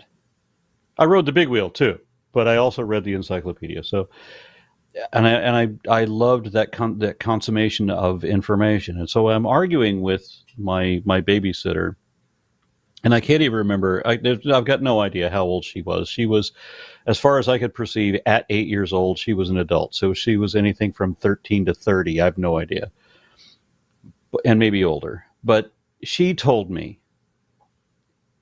She got angry at my question. She would like give me all this religious nonsense. I would have a question about this because I'm trying to understand. You're going to give me an assertion of fact. I'm going to assume that it is a fact since you're an authority figure. I am then going to ask clarifying information because it is your job to educate me. So she didn't like that I have questions. And she roared at me at one point. How dare you question God? And I don't remember what it was that I do. We were arguing about how Jesus turned water into wine. And my 8-year-old self said, well, I knew that water was H2O because everybody knows that water is 2 hydrogens and an oxygen. And I had no idea what fructose chemical construct would be or alcohol chemical. It turns out if you just add carbon to both of those, but there's no way I would know that at 8 years old. I did know H2O. Everybody knows H2O. I said, so how did Jesus take 1 oxygen and 2 hydrogens and turn it into whatever alcohol and fructose mixture is? And she roared at me. How dare you question God? And then she said, ignorance is bliss. And she commanded it to me. She yelled it at me as if I was a threat to her. 8-year-old me is a threat to her. And she said, ignorance is bliss. And I'm with my eyes watering up. I replied, but knowledge is power.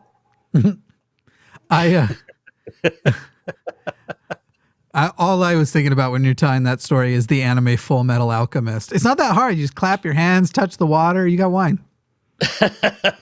Jesus was an alchemist. It's easy. Gotcha. Okay, Yep. Next up.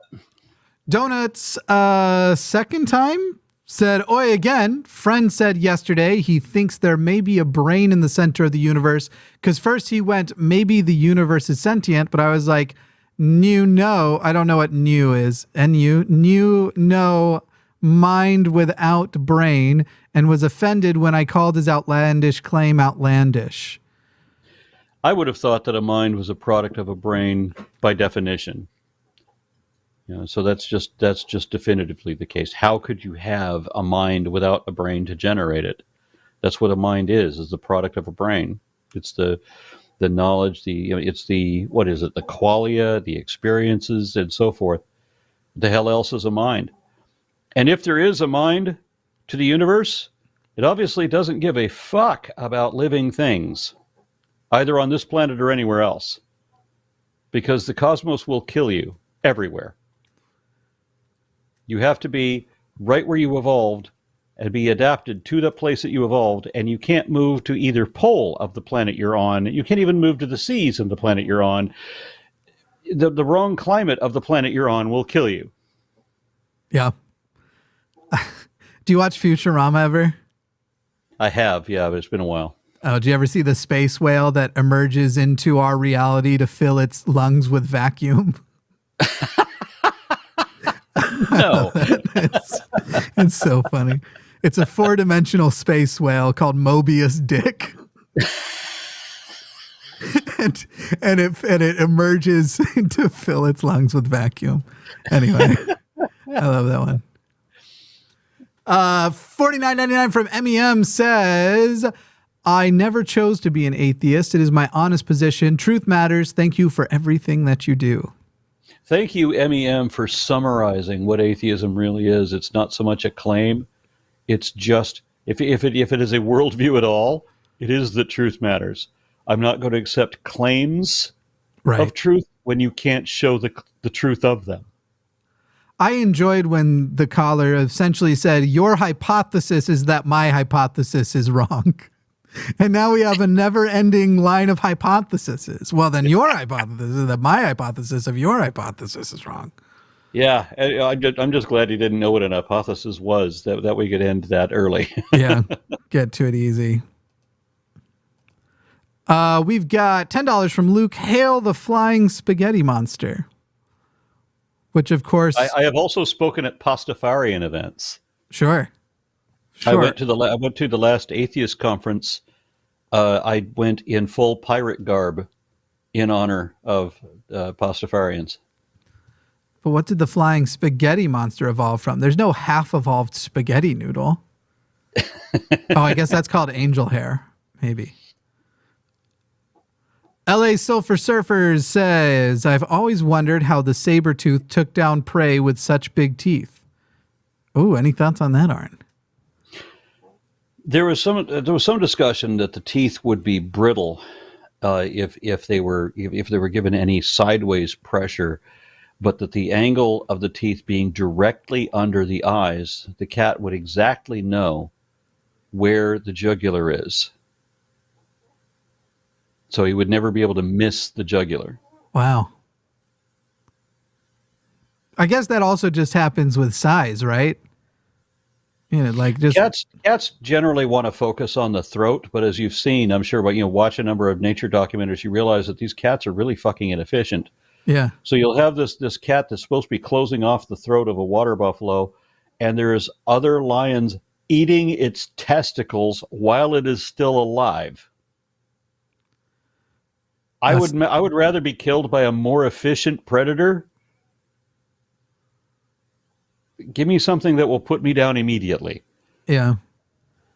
Yeah. My only point was just that if you make a tooth big enough, it'd be impossible for them to miss the jugular ever. They'll just also hit everything else. That's all.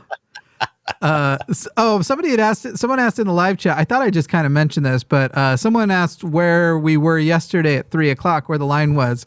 So a caller called in and was actually able to prove God to Matt. So we've deleted that episode and we're covering it up. And so, because obviously we're paid to be atheists, man, really good proof of God, but we're covering it up. Or yeah, I need to talk to you sick. after the show because I'm not getting my checks from the Illuminati or George Soros. That's right. Well, as you know, I'm just George Soros' secretary. I can't speak for the Illuminati. We've got 20 more euros from Donuts. Thank you, Donuts, so much. The superstar tonight. Oi! Someone got angry the other day. I dared say the Abrahamic religions all worship the same God. Can you give a small argument that makes sense for that? I'm not that good with words. I saw an article within the last 2 years that it was a rare instance where imams and rabbis agreed that Jews and Muslims worship the same God, but the Christians do not. Oh, weird. The Christians worship this weird bastardization. The Christians worship Jesus, and they can't seem to get around that God the Father, that Jesus gives all credit to God the Father, but Christians give all credit to Jesus. And the Jews and the Muslims, no, there is, Jesus was just a prophet. He's just a created being. He's not God. But of course, Christians can't figure out their own Trinity. Yeah. Yeah. The funny thing with this, Donuts, is I don't know that I would agree any two people worship the same God. Like, you put two Mormons in a room together and I'll find the thing they'll fight about. I'll find it. Yeah, there's something I need to say since this hood finally reminded me of what it was supposed to be. Hey, Jesu Domine, dona eis requiem. There we go. And we all burst into flames. We've only got 3 more super chats to go, so if you'd like the show to extend, keep it going, keep Aron and I here, I'll tell you, we love to do the work, but we'll always stay for money. All right, here's the that's mostly a joke. $20 is $20. That's right. Exactly. That's exactly right. Kim Possible says, my husband and I are atheists and dark beer drinkers. My burning question is, what is Aron's favorite beer? My favorite beer is a local brew. There's a brewery out of McKinney that called Tups, and they make something called Full Grown Man, which is a terrible name, but it's a really good beer. And they do seasonal stuff, so that they'll have in November they'll have Full Grown Jack, and at later times in the year they'll have Full Grown Scallywag and Full Grown Ombre and so forth. And then I don't remember what part of the year it is, but they make Full Grown Beast. And all of these other beers are at least 12% ABV, but Full Grown Beast is 15%. And it's my favorite. Excellent. I think beer is disgusting, but we don't have to have that debate. I think everybody who says they like beer is just trying to gaslight the rest of the world. I figured out there must be a class thing, because I was raised in too many trailer parks to appreciate wine. My guy, you're not going to win this one. I was just telling the story the other day when someone was trying to ask, when I was like, yeah, we grow up poor. And they're like, how poor? And I remembered my mom used to take the bucket of food storage rice to convert it into our meal rice. And she would, and I was remembering this because I've moved to Texas and seen all the bugs. She would lay out the rice on a baking pan and pull out the living worms that were now in it, and then bag the rice, and then we would eat the rice. Yeah, I didn't grow up upper class, is what I'm saying. That ain't the class I'm coming from. Okay, so it always struck me that I can't drink wine. I mean, I can manage a little bit of champagne, but I can take a sip of wine, and the wine is okay. But if I make it to the bottom of the glass, it's just rotten grape juice. Yeah, I agree. It tastes it. Everybody who's like, oh man, this one's turned a bit to vinegar, and I'm sitting here going, when wasn't it vinegar? When was this good? I would, but then oddly, I like dirty whiskey. So who am I to speak? I don't drink it all anymore, but when I did, occasionally I get depressed and suddenly I drink again, but it's been a few months since the last one of those. We just had one from Anton Gomez, and I didn't get to read it. I think we skipped it. You're right. Aron, have you been debaptized, or are you going to debaptize people now that you rub shoulders with the Satanist temple? I have been unbaptized when I was in the state house of what is it? In Idaho, the Idaho, whatever the fuck, the state capitol in Boise. They had in the rotunda. The Satanists had rented out this room, and they started doing unbaptisms, and I was unbaptized there. Will you be doing any debaptizing? I don't know. I don't want to represent TST. I just want to kind of like, promote what they do, and not just TST either. There's a couple of other atheist activists who are not directly related to or associated with TST, and I admire their activism as well. I just want to support the activism that I'm seeing from these satanic organizations. Sure. Makes sense to me. Hey, to anybody who is in the Austin, Texas area or close enough that you feel like taking the drive, I'm throwing in the live chat a new meetup group started by myself and will be assisted by other people who are local here on the line. We are doing our very first meetup this coming Sunday at 7 p.m. We will be at the Star of India, the Star of India with myself, Matt Dillahunty, and I'm hoping we can trick Arden into coming too, but no word on that. What day is this? This is next Sunday at 7 p.m. Okay. But the meetup group, we're going to be doing meetup events. We'll be doing charity events, all sorts of things. I love Indian food. Do they make it hot? I mean, really hot. Matt knows everything about Star of India. I know nothing. Matt used to attend atheist gatherings there pretty much every Sunday after we'll just say the other show he used to host. He used to go there all the time. I don't know a thing about it. I've never been there, but I was in India once. I spent a week in India, and I had curry twice a day, every day. Yeah, dope. that sounds. It's kind of like when I went to Australia and I had barbecue roux every day. I feel like your colon is 5 times as strong as mine at minimum. That just sounds like devastation. How'd you fly back? 100 Australian dollars. Thank you very much from Resputant. Hey mate, great show. Really enjoyed your debate with Daniel. I was truly horrified by many toxic views, but hey, what do I know? I'm listening to you while watching porn, eating cooked locust while drinking bacon flavored vodka in my pod. Cheers. Outstanding. That's quite something. That is quite something. Yeah. $10 from Squid Super Hunk. And by the way, I think we have this and one more. So again, if you want to keep the show going, see the incredible the back and forth with Aron and I to go on longer, all you have to do is pay for it. So send a super chat of $5 or more, and we'll keep it going. Otherwise, the show will end after the next one. $10 from Squid Super Hunk. Love Aron's work. His systematic classification of life series is one of my favorites on YouTube. Keep up the good work. Thank you very much for that. I'm working on the evolution of snakes, and my entire month is going to be dedicated to that series. Fuck yeah! Is that what is that within the systematic classification of life series, or is it separate to it? Okay. It's a different. I mean, in systematic classification of life, I did mention the evolution of snakes, but here I get into more detail. I dare say I get into more detail than anybody's ever done. Ah. Yeah.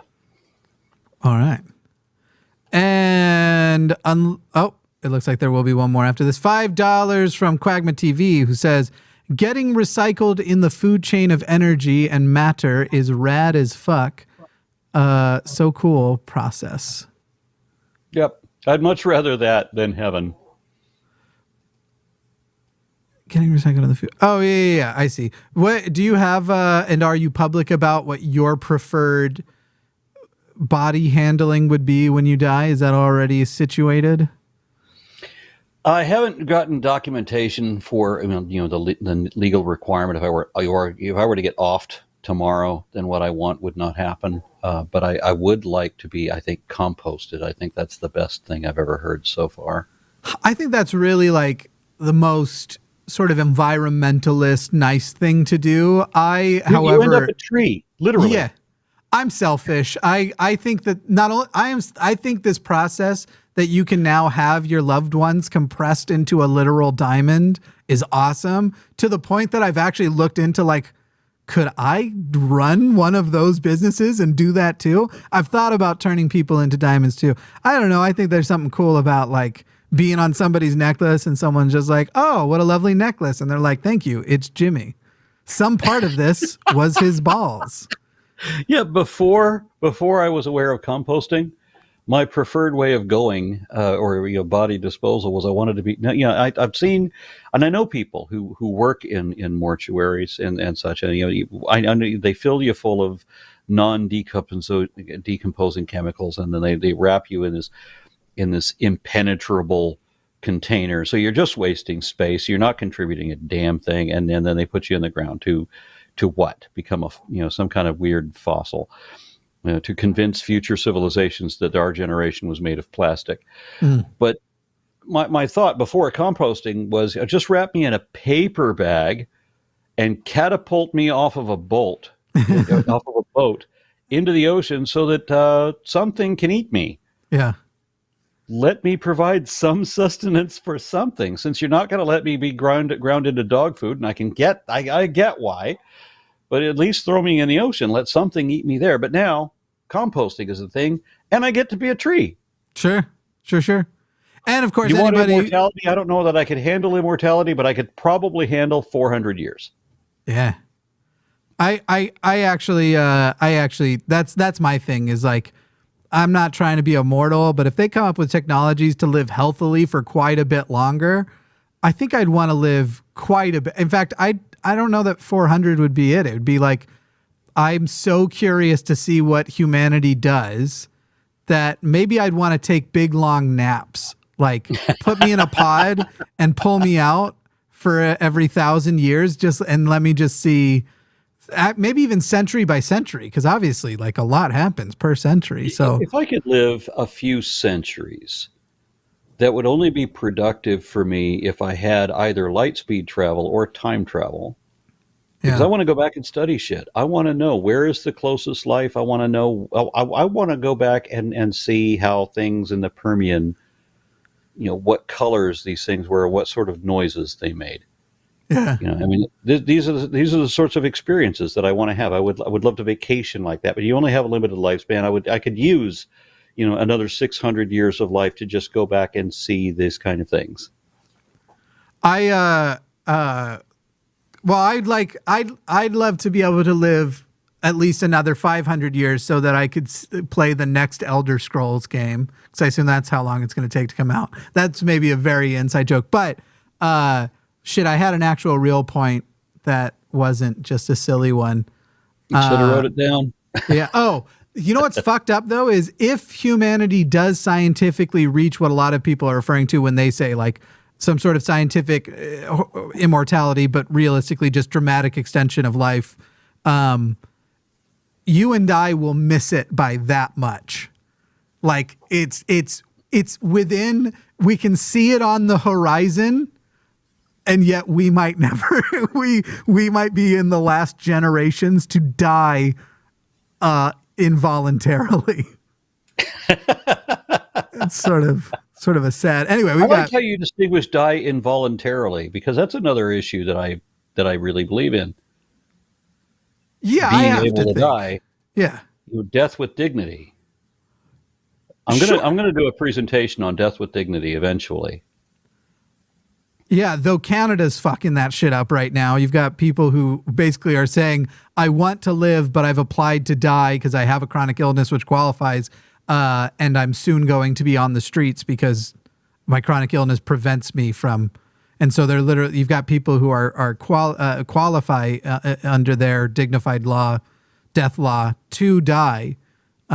medically assisted suicide, and they're only doing it because they're too poor to live. Wow. Yeah, some real sad shit. Yeah, I used to be terrified of being knocked out by anything. I could never drink until I passed out because I was afraid of passing out. I had this weird, phobia that way, and I didn't want to get surgery for that reason. At some point, I had to have a surgery, and I've actually had surgeries where I was awake through it by my own insistence. But I had one surgery where they said, "There's not an option. We're going to have to put you down." Okay, well, fuck. Now what am I going to do? But I remember when they rolled on the anesthetic and I'm watching it, I'm like, and I looked at the guy and I says, it's not working. And I don't think I finished the sentence. Yeah. Yeah, that's common. Yeah. Because 1 second later, it's 4 hours later, and I'm in a different room. Yeah. Yeah. Yeah, for sure. Yeah, I've had many surgeries, and because of that, now I'm actually in a position where anesthesia has to be like, I'm not basically avoided as much as possible. So if ever I really want to make somebody cringe, I will just tell them about the time I had a totally non-sedated upper and lower endoscopy. Yeah. I had one surgery for a broken. I busted my fist punching through something that refused to be punched through. And when they were fixing that, they put me on all these local anesthetics that weren't working. And so they get this power drill, and they're drilling these steel plates in to fix my hand. And they said, now that you're anesthetized, what does this feel like? And I said, it feels remarkably like you're running a power drill through my hand. It feels like what you think it feels like. Yeah. Yeah. I have the problem with local anesthetics at the dentist. They always think, oh, we've given you enough for a 600-pound man. You're good. And I'm never good.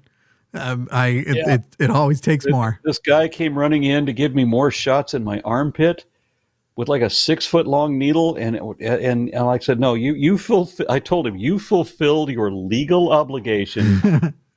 You can go now. I don't need any more shots in my armpit because that's annoying. Yeah.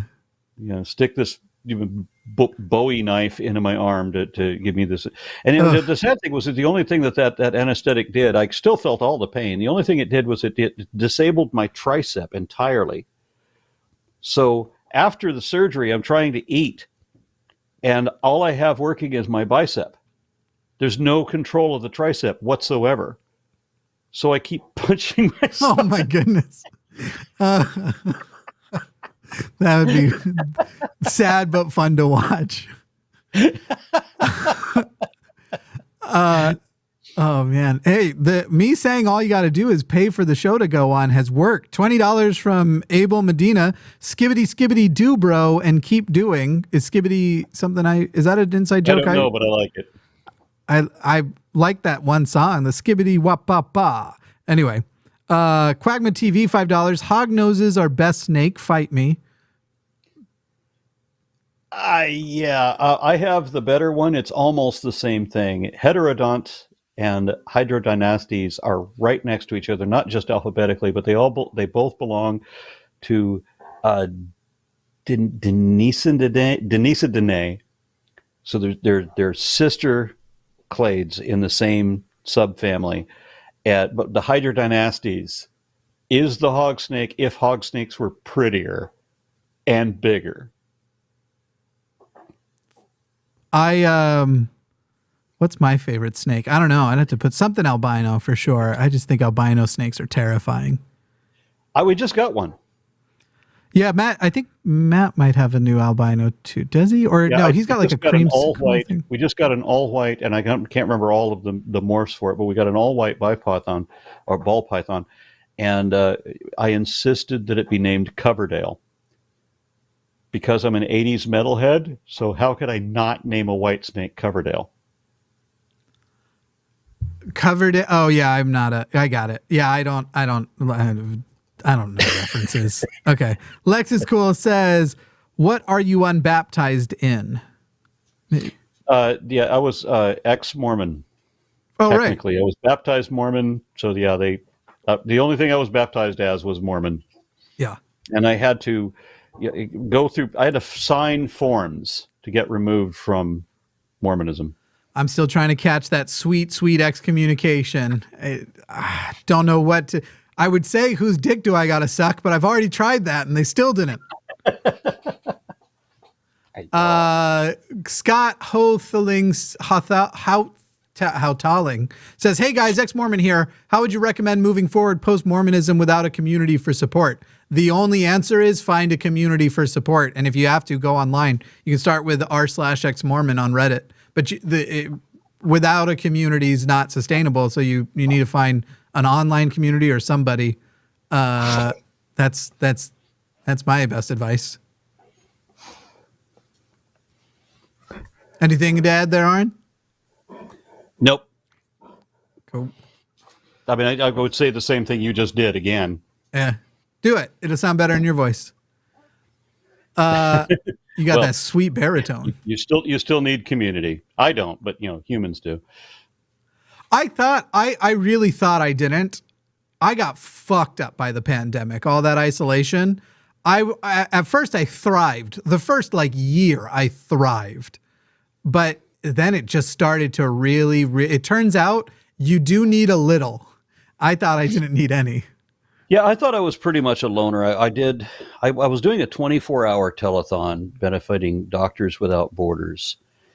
And I remember it was an interesting thing. I set up my laptop in my dining room for whatever reason. I set up in this different place than I normally work from. And I'm eating there, I'm drinking there. I was drinking a lot. I was doing the 24-hour thing. We're raising money. We've got all of these hosts coming on. So every hour there was a different host, and we're blending them with other people. This was on web TV back when web TV existed. And I'm in the chat. I'm talking with 1,500 people. And it's all very busy for 24 hours, right? And at the end of that, when I finally log off my browser, I realize I've been drinking alone. Yeah. I thought I was in a big party. I thought I'm having a great time. I'm socializing with people. It was every bit face to face. As far as I can tell, I'm in a room full of people for the last 24 hours. And I realized I've been alone this whole time. You know what, though?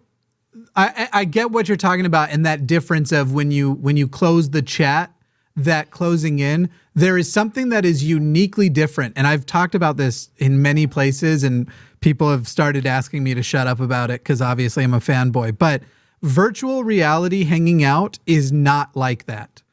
It is the sense of presence, even in a very basic. So you can get an Oculus Quest now. It's everything you need to be in VR, and they're $400, and you can play games on it, everything. It's practically a computer. And so a lot of people don't know VR has entry levels that aren't ridiculous anymore. But you can have somebody where you're there with an avatar that kind of looks like you, and they can be in an avatar that looks like Kermit the Frog. And you will feel more like you hung out with that person in the same space and room than being on a face-to-face Skype call with them. Where it's literally your camera, their camera. That sense of presence, the fact that you can walk behind them, you can air hug them, and your brain will give you a type of sensation, not of literally hugging, but of someone being in your space as you do it. It's something completely different, and I really hope VR starts to catch on more. That was one of the things I was going to be excited to show you when you were going to be here yesterday. I was going to put you in a headset because I do it to everybody who comes to visit. But I was sick, obviously. Well, I'm now kind of enticed by the Indian food suggestion. Hell yeah. I'm thinking Austin isn't that far away. That's right. We would have to either reschedule, or I was either going to have to leave early or not do the BOM series next week. Yes. But I'm fucking. Well, I have to do the BOM series if because I didn't do this one. That's right. That was my fault. But yeah. All right, we'll keep doing the chats and then we'll talk more. Okay. 666 from Anthony Slyman. Hey, Aron, did mammals descend from reptiles or a common ancestor with reptiles?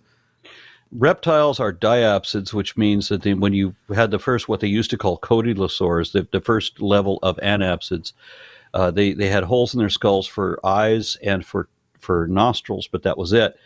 And then they erupted another hole in the skull behind the orbits. This is called a temporal fenestra, and that the ones that had one hole in the skull were called they were called synapsids, and so they begin what becomes the mammals. And then you had another group that erupted two holes behind the eye. They were called diapsids, and that's what began all of the reptiles. And the reptiles actually opened the second fenestra after what was going to be mammals opened up the first one. So there were as yet no mammals when the first reptiles existed, but then neither were there were yet any reptiles when that division first happened. Interesting. I have follow-ups, but we can't go all night. $10 from As our Draco. I told everyone to donate as many of my organs as they can and compost the rest. As well as if you have a genetic disease, you should look into whether or not there is a place near you accepting donations of bodies. Because, genetic disease cadavers are in high demand. Yeah, and I liked one of my favorite comedians, and I can't remember his name right now. No respect, Rodney Dangerfield. He was talking about how he was so out of shape he could donate his body to science fiction. Abel Medina says to make a diamond, you would put a base diamond into an oven that can be pressurized. So your ashes would be the diamond that grows from the base diamond. I don't know how the whole thing works. We're carbon based. So, and a diamond is pure carbon. So It is possible to make a person into a diamond. Yes. And I think the way these companies already exist, you can already do it. And I think it starts with, I think it's actually being made out of the ashes. I don't think we're... Yeah, but do you really want to be a girl's best friend? Because then you're in the friend zone forever. I do. So what's different? That makes me immortal, baby. All right. I think it's an awesome thing. I know I won't be able to experience it, so I only care up until the moment I die, and then throw me in the trash. Who gives a shit? To quote the great Frank Reynolds, philosopher. On the idea of some people have the living will kind of thing, and I think if they're going to be in a vegetative state, they want the machines to be turned off because they don't want their soul to be trapped in a body that doesn't work. Now, I would like to hold out for if there's any possibility of resurrection. Sure. I know I'm not going to be released from my body. If there's no brain activity, if there's not going to be brain activity, then we're done. If there's nothing to release me from, we're just wasting time and money. And it's a bigger issue on family, I think. I don't want to be remembered for the burden that I was trying to keep me alive. Right. That's why there was a guy that in my neighborhood who died. He was like 78 years old. He was like some famous biker in all the biker clubs out here. And suddenly he got run over by an 18-wheeler changed lanes in front of him, or the car changed lanes in front of him when he was in a blind spot, hit the wheel, knocked him down. He gets 9 of the 18 wheels over his head. And that's instant. I mean, he doesn't have a moment to realize what the fuck, right? And he's done. I think I'd rather that. Yeah. To the way I've seen a lot of people go, I'd rather that. Yeah. Yeah, it's one of those things where I don't cherish the idea of non-existence, but I know I'll only give a fuck as long as I exist. I truly don't mind to die, but I don't love the idea of dying. Yeah, I am gonna give a talk on death from a number of different aspects, probably soon. Yeah, it's probably a good one to catch. If I get back to doing Mr. Atheist, because I've been slacking lately, I should probably hit something like that. I was thinking about doing a series where I just take the titles from my oldest videos and make a new video with the exact same title and see what I would do today versus back then. Anyway, Scott HOSTility says, to be clear, I specifically find myself nervous when I consider how to give my kids a community. How do I stop second guessing myself? If you're in a place that's so full of Mormons that you can't find that you feel like you only have Mormon community there, and I'm guessing you're somewhere in Utah, I guarantee you there is a robust, perhaps underground, though not that hard to find online, ex-Mormon community. Anywhere there is a super saturated Mormon community, there's a big old ex-Mormon community. Denver, I can help you with that second guessing thing because I know how to address that. No, wait, do I? That's right. I get it now. You were undercut by the falling metal or whatever that was. Yeah, we have metal dog bowls, and one of my dogs thinks it's fun to make them drums. That's hilarious. Yeah. It's especially fun at like 2 a.m. He thinks that's hilarious.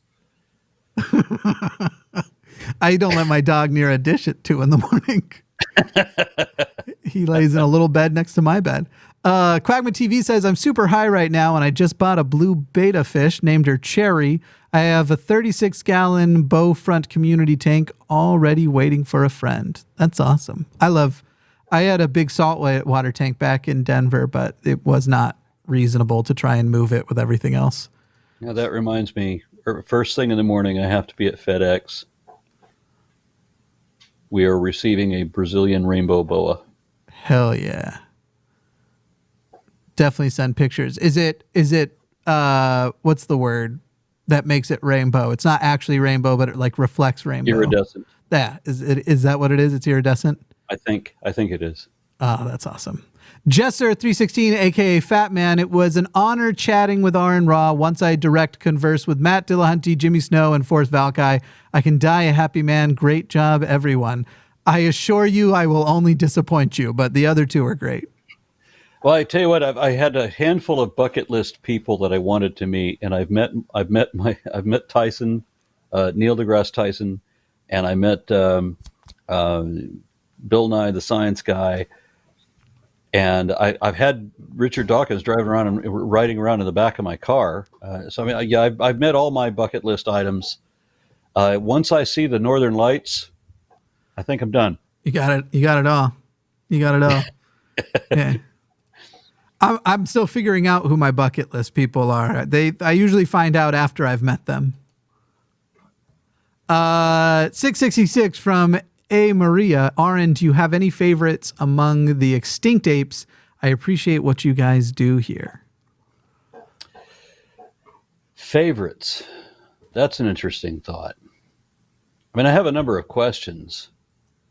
I'm particularly fascinated by Dryopithecines because there were so many of them. There were like 40 of them. They showed up before chimpanzees, gorillas, and everything but orangutans. And they were throughout Europe, and they were bipedal.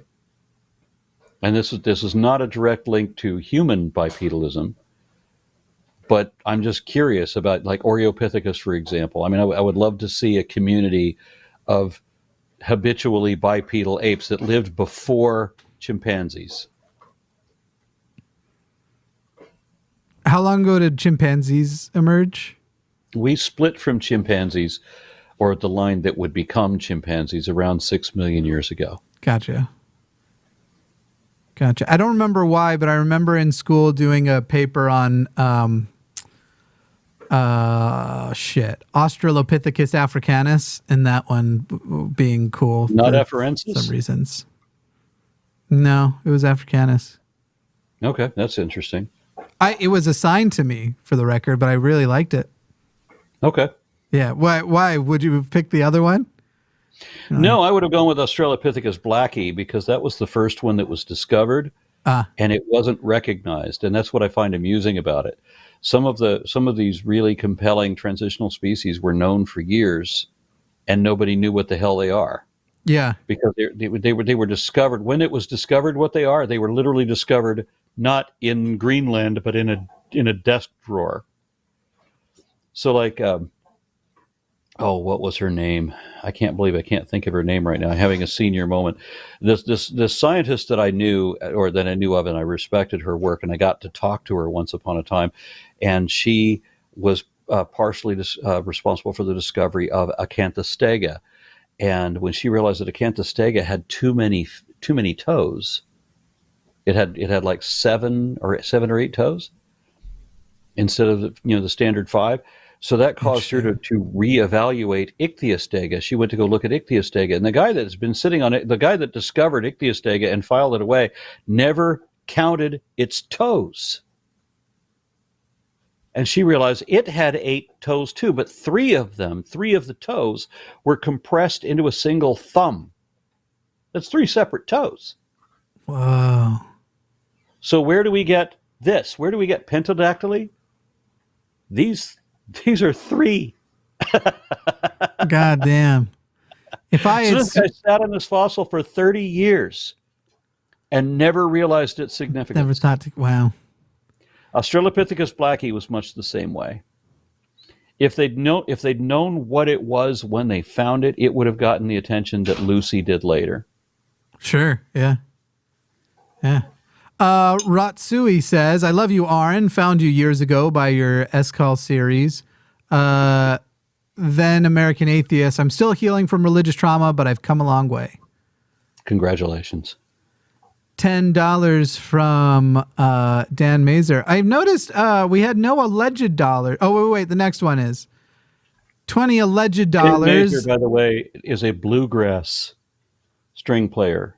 He gave me a banjo to give to Matt. And you kept it? I did deliver. The banjo, if anybody's been to Matt's house, the banjo on his wall is from Dan Mazer. I've seen that banjo many times and wondered whether or not Matt plays the banjo, but never actually asked him. I've for whatever we were talking about it, I forgot the question by the time it would have come up. 20 alleged dollars, also known as Canadian, from John D. I would love to see Aron do the evolution of birds. My son consort Sunshine would love to see this ancestry. My son Conyer was named Mango. Oh, Conyer. Got it. And I did a couple of videos on the evolution of birds. One of them was titled on it, Pterosaurs Are Terrible Lizards, but it was talking about really the evolution of birds more than really pterosaurs even. And then I did another one. I wish I could remember the name of it. I was just following the taxonomy of parrots because my parrot was eating chicken and people were criticizing me because my parrot was somehow a cannibal because they were both birds. And I was trying to explain that, you know that a parrot is not the same species as a chicken and that an eagle is not the same species as a duck. Yeah. I don't know. Me and cows are both mammals. So there you are. You're a cannibal. That's right. That's right. Well, I mean, I get enough vegan comments. I know there are some that feel that way. Yeah. Quagma TV, from a fellow Exmo, your videos were super helpful in helping me get out of church thinking and facts. I think getting into facts is probably the subtext there. Well, the facts are in quotation, so that's implying to me that the misinformation, right? That you've helped clarify get him out of the misinformation he was fed, which is much worse than ignorance. That's true. Mormonism is built on a lot of unchallenged quote unquote facts. They are the most confident people when they bring up studies they made up on the spot. Oh, did you see that recent study about coffee that says you'll grow a lizard penis? It's literally like, yeah, peer reviewed. By the way, that would make me drink coffee more. Kathleen Moncrief says, do the evolution of eels. They're like snakes, but underwater and more mysterious. I used to have a tessellata eel in that saltwater tank. I do take suggestions, but I don't know where I could go with eels. Eels are awesome. Holy shit, they're so cool. I mean, I've encountered a moray eel in the wild, and that was impressive as fuck. But, I don't know how I could make a video out of that. They're psychologically complex. They're social, and some are social, some aren't. They're just cool. They have teeth down the center of the roof of their mouth. Some of them can electrify you. That one big anchor tooth that the moray eel has in the roof of its mouth, that one was terrifying because it was a diver that reached into this hole in the coral, and he got bit by the moray that was in there, and the moray anchors that spike through his hand, and just held on, and the guy drowned because the the eel wouldn't let him go. Jesus. So can you imagine being feet from the surface and drowning because an eel won't let you go? Yeah, that's wow. That's wild. That's wild. Meanwhile, there's other videos of people like domesticating eels, like going down and making them their buddies, and they come out and they like to be pet and they like to cuddle. It's crazy shit. I saw this one about the guy that had a favorite barracuda. He would go into water in the Gulf, in the Gulf of Mexico, out of Florida, like in Tampa area. He would stand on the bottom. He would put a fish in his mouth, and this barracuda would zip by at like 60 miles an hour and take that fish out of his mouth. That's trust. That's wow. I swam through a sunken ship with a barracuda, and that was a neat experience. You've just done a lot of neat shit, my guy. Holy crap. I swam with a manatee once. That's about the coolest underwater thing I've done. That's awesome. Yeah. Yeah, and Matt Dillahunty got to do that too. I haven't done that one. Yeah, it's pretty good. I mean, Florida's not far. There's not a lot of other good things about Florida, but you can swim with manatees. Yep. Xcomer ZZZ says, what's the deal with the... Let me do this as Jerry Seinfeld. And what is the deal with the platypus? The platypus is the one of two genera that are the last survivings of the Monotremata. It used to be that all mammals laid eggs. And in fact, when monotremes lay eggs, their eggs hatch immediately because they're in a transition period to going to live birth. But it used to be that when triconodonts and multituberculates and so forth, they all laid eggs. All mammals laid eggs. And it wasn't until you got into placentalia, the beginnings of the metazoans and metatherians and eutherians that started giving birth live just regularly. Everything else gave birth, by eggs. And the platypus is accused of having a duckbill, but it's not a beak. It's not the keratinized beak that other things are. It's fleshy. Mm. And it's also sensory. It's very different than a beak. It's like I figure that there must be some sort of sensory sensation when a parrot touches something with its beak, and it can already tell what the temperature and what the texture is. But platypuses have that same ability, but they don't have the keratinized beak to do that. Interestingly, the platypus has the lowest body temperature of any mammal because they're also the most primitive of all mammals. So there are some mammals, metatherians like opossums, for example. The American opossum you don't have to worry about getting rabies from them because their body temperature is too low to have rabies. Sorry, I went off on a tangent, I think. No, I'm here for it. I'm wondering, so in humans, is the amniotic sac the evolution of our ancestors' eggs, or would it be exactly separate? Okay, so I mean, I'm just saying, like sometimes things are delivered in the sac. Yeah, we're born in an amnion, so it is the same thing. We're just minus the shell. Right. When the water breaks is when the egg hatches, and it hatches inside the body. I wish I had been smoking weed tonight. I'd have been like, whoa, what? Holy shit. Winter Scoop says, hey, Jimmy, have you seen the lady online making gems and jewelry out of semen? No, but I've thought about making an OnlyFans where I make pearl necklaces. Okay, moving on. I'm laughing at your disappointment in me. Abel Medina says, I would totally put my body to use to make a weed plant and have generations of weed be smoked from my mother plant. Hey, that's something. True story. I got a hold of a friend's marijuana, and I took all the seeds out that he was complaining about being in there, and I germinated those seeds, and I planted them at the police station.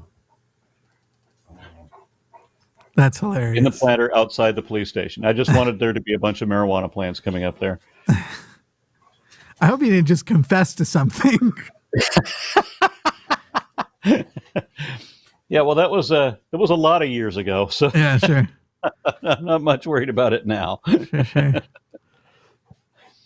AZR Draco, Azure Draco says, I want to plug Jimmy's idea for an LGBTQIA plus friendly community in Austin. I'm not there, but you make me almost wish that I was. Yeah, I'm very excited about it. We don't have a ton of members yet. I think there are some more people applying, but like I said, this will be our first event, and we'll there's a little questionnaire you have to go through because we're not just letting anybody in. If there isn't an LGBTQ collective in Austin. I'm sure there. I'm surprised that there isn't. I'm sure there are. We're basically. By the way, when you get so many letters in, can we just say queer? Is that okay? Well, that's what I like. I use queer, but we're when we're writing it down and stuff and making sure people know who we're talking about because there's still debate over what is and isn't queer. Yeah. Well, I like to say queer folk because if I use the word folk, then it seems clear that I'm not using queer as a pejorative. Sure. But ours is called Austin Humanists, Atheists, and Skeptics. I mean, there are other Austin atheist groups and stuff. I just think that during the pandemic, a couple of them sort of fell to the wayside and stopped prioritizing community events. And so they're not really doing as much. And I think there's sort of a vacuum to fill. And then there are other groups where it's like atheist communities, kind of like with that caller earlier. Knowing that you're going into an atheist community does not mean knowing you're going into a queer community. And we want to lead off with the fact that we're queer friendly because any of those fucking people that want to show up and be like, well, I'm an atheist, but, pronouns are silly. Those fuckers can just know right off the bat that we are not interested in them showing up. Gotcha. Yeah. I like when they say, I don't do pronouns, which literally is a phrase that has a pronoun in it. I don't do pronouns.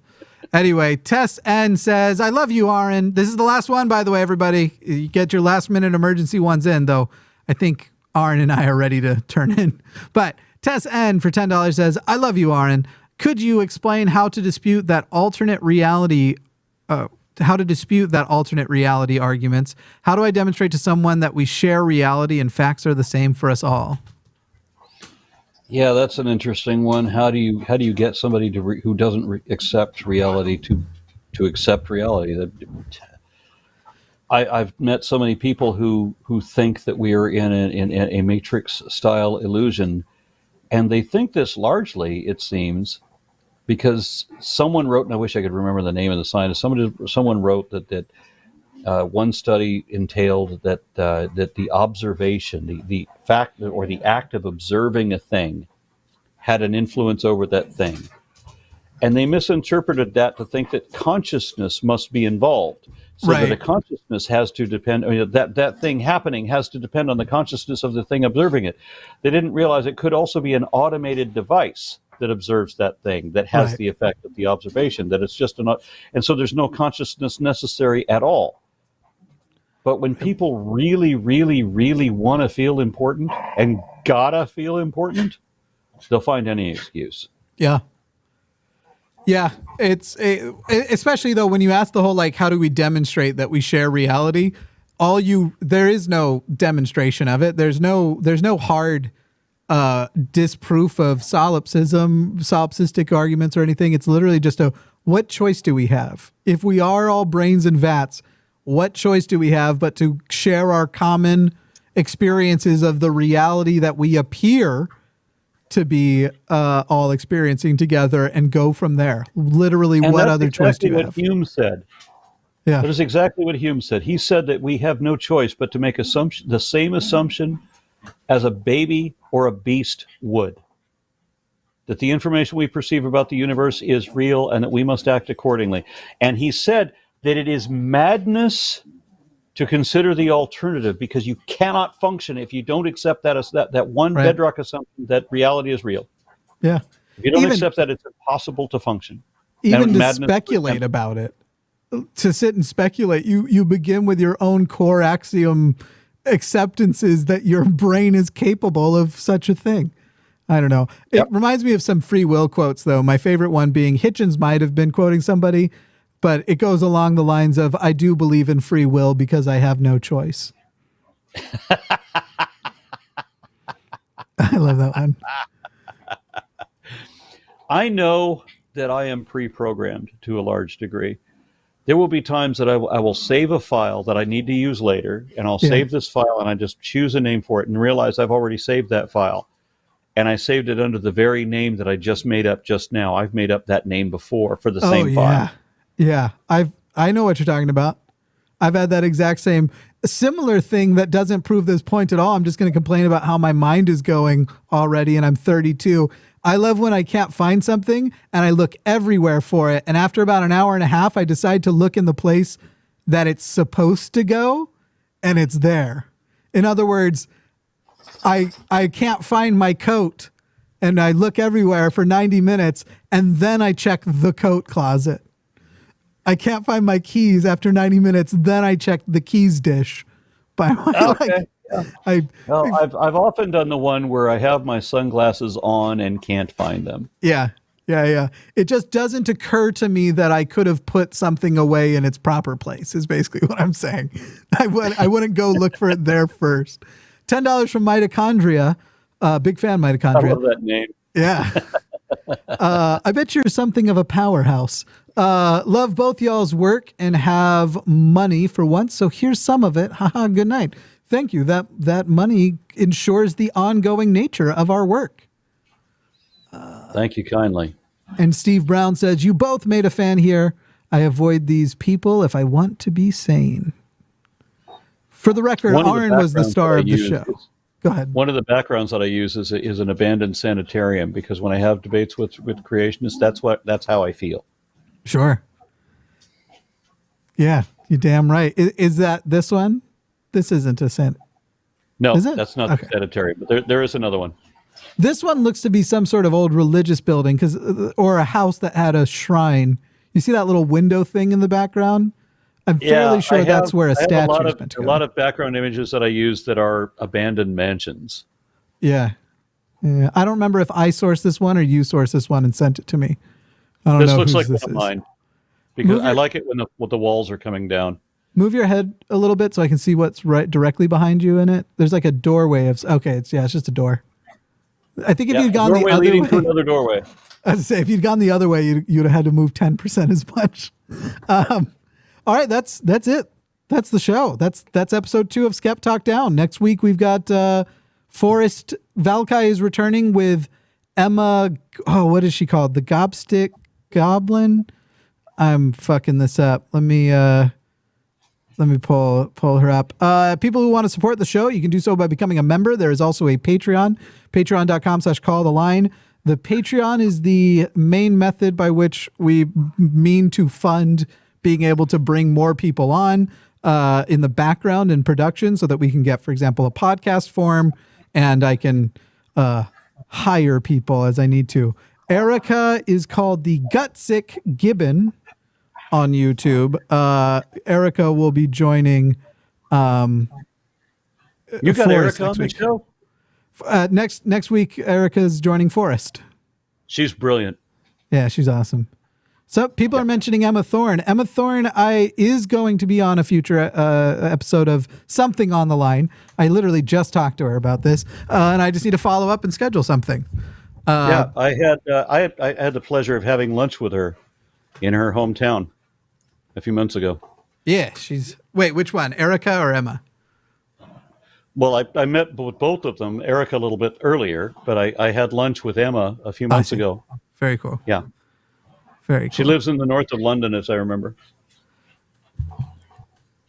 Probably. I don't know. I don't know any of these things. I stay behind production alone at home. All the ways to support the show down below. Aron, if you want to exit by telling people where to find you and all that, and don't leave until I talk to you after the show. Okay. So, I do activism promoting science and secularism and so forth full time. This is the only thing I do, and I need all the help I can get. I am not a rich man.